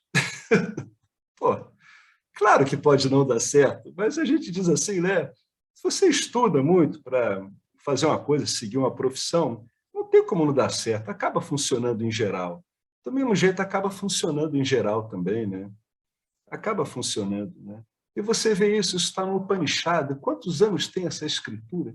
Aquele tal do ritual do fogo do Nachiqueta, quanto tempo tem isso? Desde o começo dos Vedas está esse ritual lá, né? E é sempre a mesma coisa, né? O cara dizer, não, insista, insista, é isso aí mesmo. Bacana, um belo depoimento esse, muito bom. É prático, né? O Vedanta é prático, totalmente prático. Alguém quer Até, comentar mais alguma coisa? Alex, até também eu acho que quando a gente entra nessa prática, investigar o tempo todo, esse negócio se dá certo ou não dá certo, não importa, não interessa mais. Eu acho que você fica na prática e não se preocupa mais com se dá vai dar certo ou não vai dar certo. Já o fato de estar investigando, já para mim é um passo na frente, algo que já deu certo. Se dá certo, se dá graça, toda Aí essa depende história. para você o que é dar certo. Dar certo, para mim, é É, que você fique mais dármico. Então, exato, nesse exato, sentido, é exato. uma boa Não, estou falando, aferição. eu estava pensando às vezes, O porque às próprio vezes... método FIR, Henrique, ele é um método que ele visa isso, né? Uhum. Frequência, né? Intensidade e recuperação. Então, ele avalia, né? A gente tem que ter um parâmetro de avaliação, né? Não, assim, Esse é o tal de dar certo. Né? Então, você é, recupera mais rápido? Sim. A frequência do distúrbio diminui? Sim. A intensidade diminui? Sim. Então, está funcionando bem. É por isso que Swami Paramartananda bolou esse métodozinho, que até o Swami Sarvapriyananda cita, né? Ele diz que um monge de Chennai, é legal isso, falou um monge de Chennai criou esse método, aí ele descreve o sisteminha, né? Ele não cita o Paramartananda, mas ele fala, Paramartananda é de Chennai, falou um monge de Chennai tem esse método. Então, tem sim, esse dar certo é uma avaliação em cima do não, mas personagem, do Jiva, eu né? estava eu Então estava tem me essa coisa, referindo, né? me referindo às vezes que acontecia antes, no começo, tempo atrás, será? Esse negócio que quando eu entro pela porta do fundo, né? Ele tipo diz, puxa, será que você em algum momento vai despertar? Vai dar certo? Entendeu? Esse tipo de coisa. Esse tipo de dar certo eu estava falando. Então, Sim, sim. Não, mas entendeu? isso é outra Essa coisa. preocupação, será que algum dia Não, vai não, não, acontecer ou não, não vai não é disso, acontecer? não é isso que a gente estava falando, Não, né? Não é eu esse estava dar certo que a gente está eu falando. estava colocando isso como Ah, porque às tá. vezes porque muita gente já pessoas assim também conversando também surge essa questão que é o ego, uma questão egoica, né? Vai dar certo, algum dia vai acontecer, não vai acontecer, para que você está fazendo esse tipo de papo É, aí mental, né? Então, eu acho que é interessante que na investigação, quando a gente insiste, chega um momento, é karma yoga, né? Porque você está fazendo sem esperar nada, você está fazendo sua investigação em uma boa, mas sem esperar resultado nenhum. Você está fazendo por fazer, porque você tem que estar fazendo, se torna, como colocou aí, não sei se o nome dela, Luciana, é algum hábito natural e pronto, né? Henrique, eu só queria acrescentar a coisa que você está falando, é que a pessoa ela tem que contextualizar isso no objetivo dela, né? É para isso que o indivíduo faz Karma Yoga associado com Passana Yoga e com Gnana Yoga. Né? Karma Yoga é dentro desse contexto e se a gente for pensar em termos de expectativa, ele mexe com a expectativa do estudante. Mas, na verdade, esses três juntos, eles são olhados do ponto de vista do que a gente está se propondo aqui, né? A gente, no fundo, está sendo direcionado pelo Gnana Yoga, não é pelo Karma Yoga. Porque tem muitos Karmi que ficam no Karma Yoga a vida toda. E não é esse o ponto aqui da gente, né? O ponto da gente é que é a investigação. Então, esse dar certo é quando você torna o seu corpo sutil com uma certa natureza, depois de um tempo, devido à prática do Karma Yoga, ou Passana Yoga, os ensinos do Gnana, tudo isso contribui para o seu corpo sutil, ele passa a funcionar como o reflexo mais adequado da consciência original, né? Então, seria um Tidabhasa assim, mais límpido, né? Esse é o dar certo que a gente está falando, né? E a gente tem que contextualizar tudo Não, eu isso. entendi. Eu simplesmente Senão estava a gente colocando se na outra perde um questão. pouco nas Apenas coisas. isso, tá? Senão fica assim, eu vou ficar no Karma Yoga. Tá, mas o objetivo nosso aqui não é ser um Karma Yogi. Muito embora um autorrealizado, ele age como Karma Yogi, porque senão a gente bota o carro na frente dos bois, né? Tem que ter um pouco desse cuidado de confundir a consequência com a causa. Aquele que está autorrealizado, ele age como Karma Yoga, como Karma Yogi. Mas não é por causa disso que ele age como Karma Yogi. Não é por causa dele querer ser um Karma Yogi. Né? Não é esse a base. É o contrário. Né? Como ele se entende como a plena consciência total, ele chega lá e ele começa a ter essa atuação, né, mais dármica, mais satívica no campo, o que naturalmente torna ele o Karma Yoga. O que se faz é antecipar um pouco a coisa. Como se vê que o Karma Yoga facilita muito e reflete a ação de um autorrealizado, ela responde, ela segue mais ou menos esse tipo de linha, você tem esse ensino do Karma Yoga nas escrituras, que é um bom modo de você lidar com as flutuações do corpo sutil. Mas a gente não pode perder isso. Senão a coisa descontextualiza. É que nem o Passana Yoga. O indivíduo medita, medita, medita. Tá, mas qual é o seu contexto onde você está fazendo isso? A gente tem que saber o que a gente quer, né? É isso que está aferindo o que está funcionando ou não. É por isso que o Paramartananda tem um método, né? É por isso que você tem um cara do calibre dele que apresenta o método, né? A gente tem que olhar o conjunto, sempre. É assim, o conjunto básico é o seguinte: Karma Yoga, o Passana Yoga e Gnana Yoga trabalhando juntos. Qual é a meta? Autoliberação. Existe uma meta? Existe. O que o indivíduo tem que desfazer são as ideias que ele tem em relação ao que seja um indivíduo liberado. Eu acho que tem uma delicadeza aí que a gente tem que olhar com uma lupa de aumento, sabe? Tem que ser uma coisa mais cuidadosa. Porque o que acontece? Uma pessoa entra com esse objetivo, ela tem ideias sobre o que é a autoliberação. E essas escrituras vão desfazendo esses enganos. Agora, existe uma meta? Existe. Claro, o que eu quero? É básico isso. É aquele desejo profundo de que todas as escrituras falam. Tem que ter um desejo de liberação. Você tem que ver que isso é possível. Então, a gente tem que ter um pouco de cuidado quando a gente vai colocando as coisas, né? A gente tem que olhar a nossa experiência sob o enfoque da escritura. Isso aqui a gente está aprendendo pelo Vedanta. O Vedanta é um meio de conhecimento. Ele é completo, ele basta a si mesmo, ele tem milhares de anos, ele tem uma estruturação. Essa estruturação ela visa o benefício do aspirante. Então, tem uma certa estruturação aí que a gente tem que ter um cuidado. O Cláudio Monteiro quer falar, Cláudio? Oi, quem está falando? Betânia. Eu aqui. Oi, Betânia. Então, eu fiquei pensando nesse item 10, né, do domínio da mente, e o que a Celiane estava falando. E assim, a própria investigação, e o que você está falando agora, para o estudante de Vedanta, é deliberado. Primeiro, Sim. é deliberado. Depois, em algum momento, vira espontâneo. Como aquelas afirmações, né, que são faladas assim: olha, faça essa afirmação, eu sou completo, eu sou pleno, eu sou ilimitado. É deliberado, né? É um sistema que você começa por isso, para um dia virar espontâneo. Isso. Então, isso no Vedanta, para mim, não é ao acaso. Esse deliberado acontece primeiro, do espontâneo. E é mesmo essa disciplina em cima disso, porque como o Marcelo falou, né, no momento, a gente, mecanicamente, está acostumado a pensar de uma outra maneira e ir para um outro lado. E a gente tem que virar deliberadamente e aí falar, não, mas por que de novo eu vou pensar assim, sempre dessa maneira ignorante, né, no sentido de ter... E fortalecer isso mecanicamente, às vezes, né, ou impulsivamente.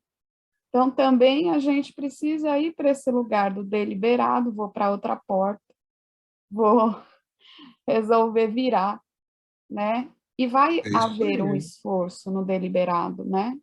É isso aí, perfeito. Eu peguei o domínio da mente, claro que não é isso que está sendo falado sobre o domínio da mente, mas a gente se submete a novos pensamentos, novas ações, a investigação, né? As novas frases que a gente vai colocando também de identidade, até que vire espontâneo. Não vire espontâneo antes de ser deliberado. Como eu Perfeito. fico pensando assim dentro do Vedanta, né? Como sistema. Parece que precisa ter primeiro esse deliberado, depois vira espontâneo. Não Perfeito, sei se Betânia. faz sentido isso. Claro que faz, né? O Vedanta ele vai trabalhar com o seu discernimento. Todo o trabalho do Vedanta é para aprofundar a sua capacidade discriminativa. Quanto mais você trabalha a sua capacidade discriminativa, mais você sativiza o seu intelecto. E a gente sabe que é no corpo sutil, especificamente na função do intelecto, que ocorre o autorreconhecimento, né?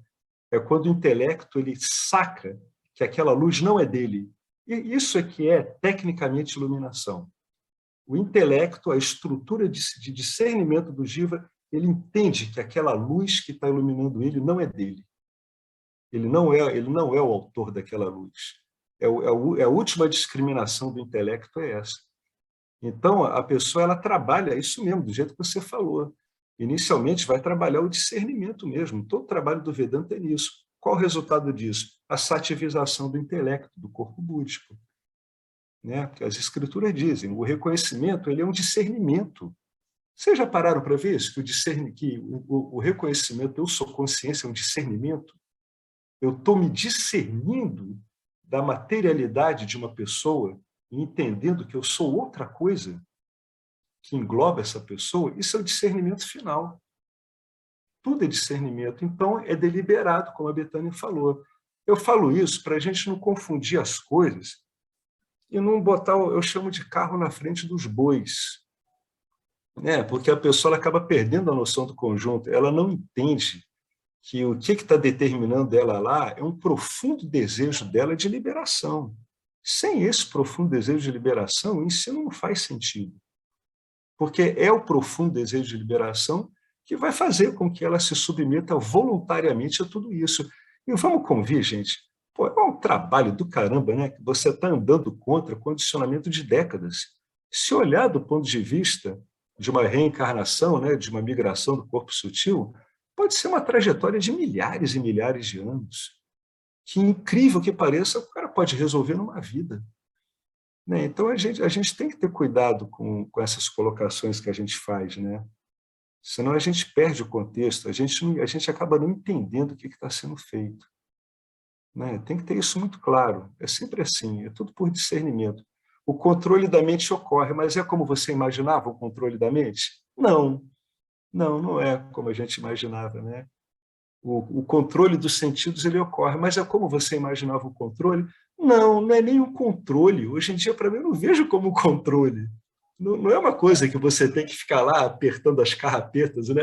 Todo dia. Não é assim. Não é assim. É uma profunda compreensão. E toda compreensão, ela em verdade, ela é profundamente amorosa. Né? Ela é integrativa. A gente não exclui nada. A gente avalia tudo. Tudo que está se passando, a gente discrimina, avalia, compreende.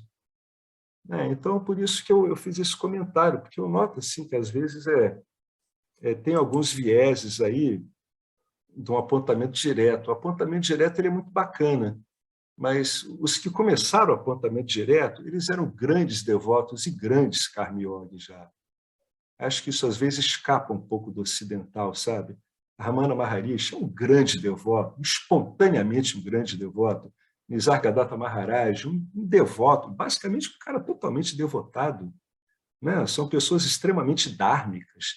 Então, essas questões já estavam resolvidas para eles, né? Atmananda Menon, questões resolvidas. Você pega o primeiro livro do Atmananda Menon, ele diz assim, existem dois caminhos, o indireto e o direto. Aí ele diz assim, um caminho indireto, você tem que passar pelo Lorde. Pô, ele está ali assinando que ele é um devoto. Ele diz, eu me reconheço como um devoto, eu conheço isso. E ele conhecia mesmo. Ele era um devoto desde criança. Né? Um dia ele chegou num Gnani, e o Gnani quis saber por que se ele tinha medo de morrer. Né? Aí ele falou, ele tinha 9 anos quando ele teve isso. Foi o primeiro toque dele de Gnana que ele teve, ele tinha 9 anos de idade diante de um Gnani Yogi. Então, esses caras já resolveram essas coisas, né, no apontamento direto. Eles são devotados, eles têm um comportamento dármico, eles compreendem, eles nasceram e se criaram nessa cultura, né, onde eles tiveram acesso a esse tipo de conhecimento. Senão, no Ocidente, a gente acaba vendo isso meio fragmentário, né? Ah, isso não tem relevância. Não, tem sim, você vai avaliando. No Vedanta, você se avalia o tempo todo. É isso que a Celiane está falando, a Betânia está falando, né? E o Vedanta é isso, você usa isso para avaliar o quê? Você vai avaliar pelo seu instrumento de avaliação, que é o corpo sutil. Né? Isso é fundamental, gente. Né? Eu reconheço a eficácia do apontar direto, mas ele precisa de uma base de devoção e de posicionamento dármico para ele funcionar bem. Senão ele acaba dando umas discrepâncias. Uma coisa parece que está distante, outra não tem importância.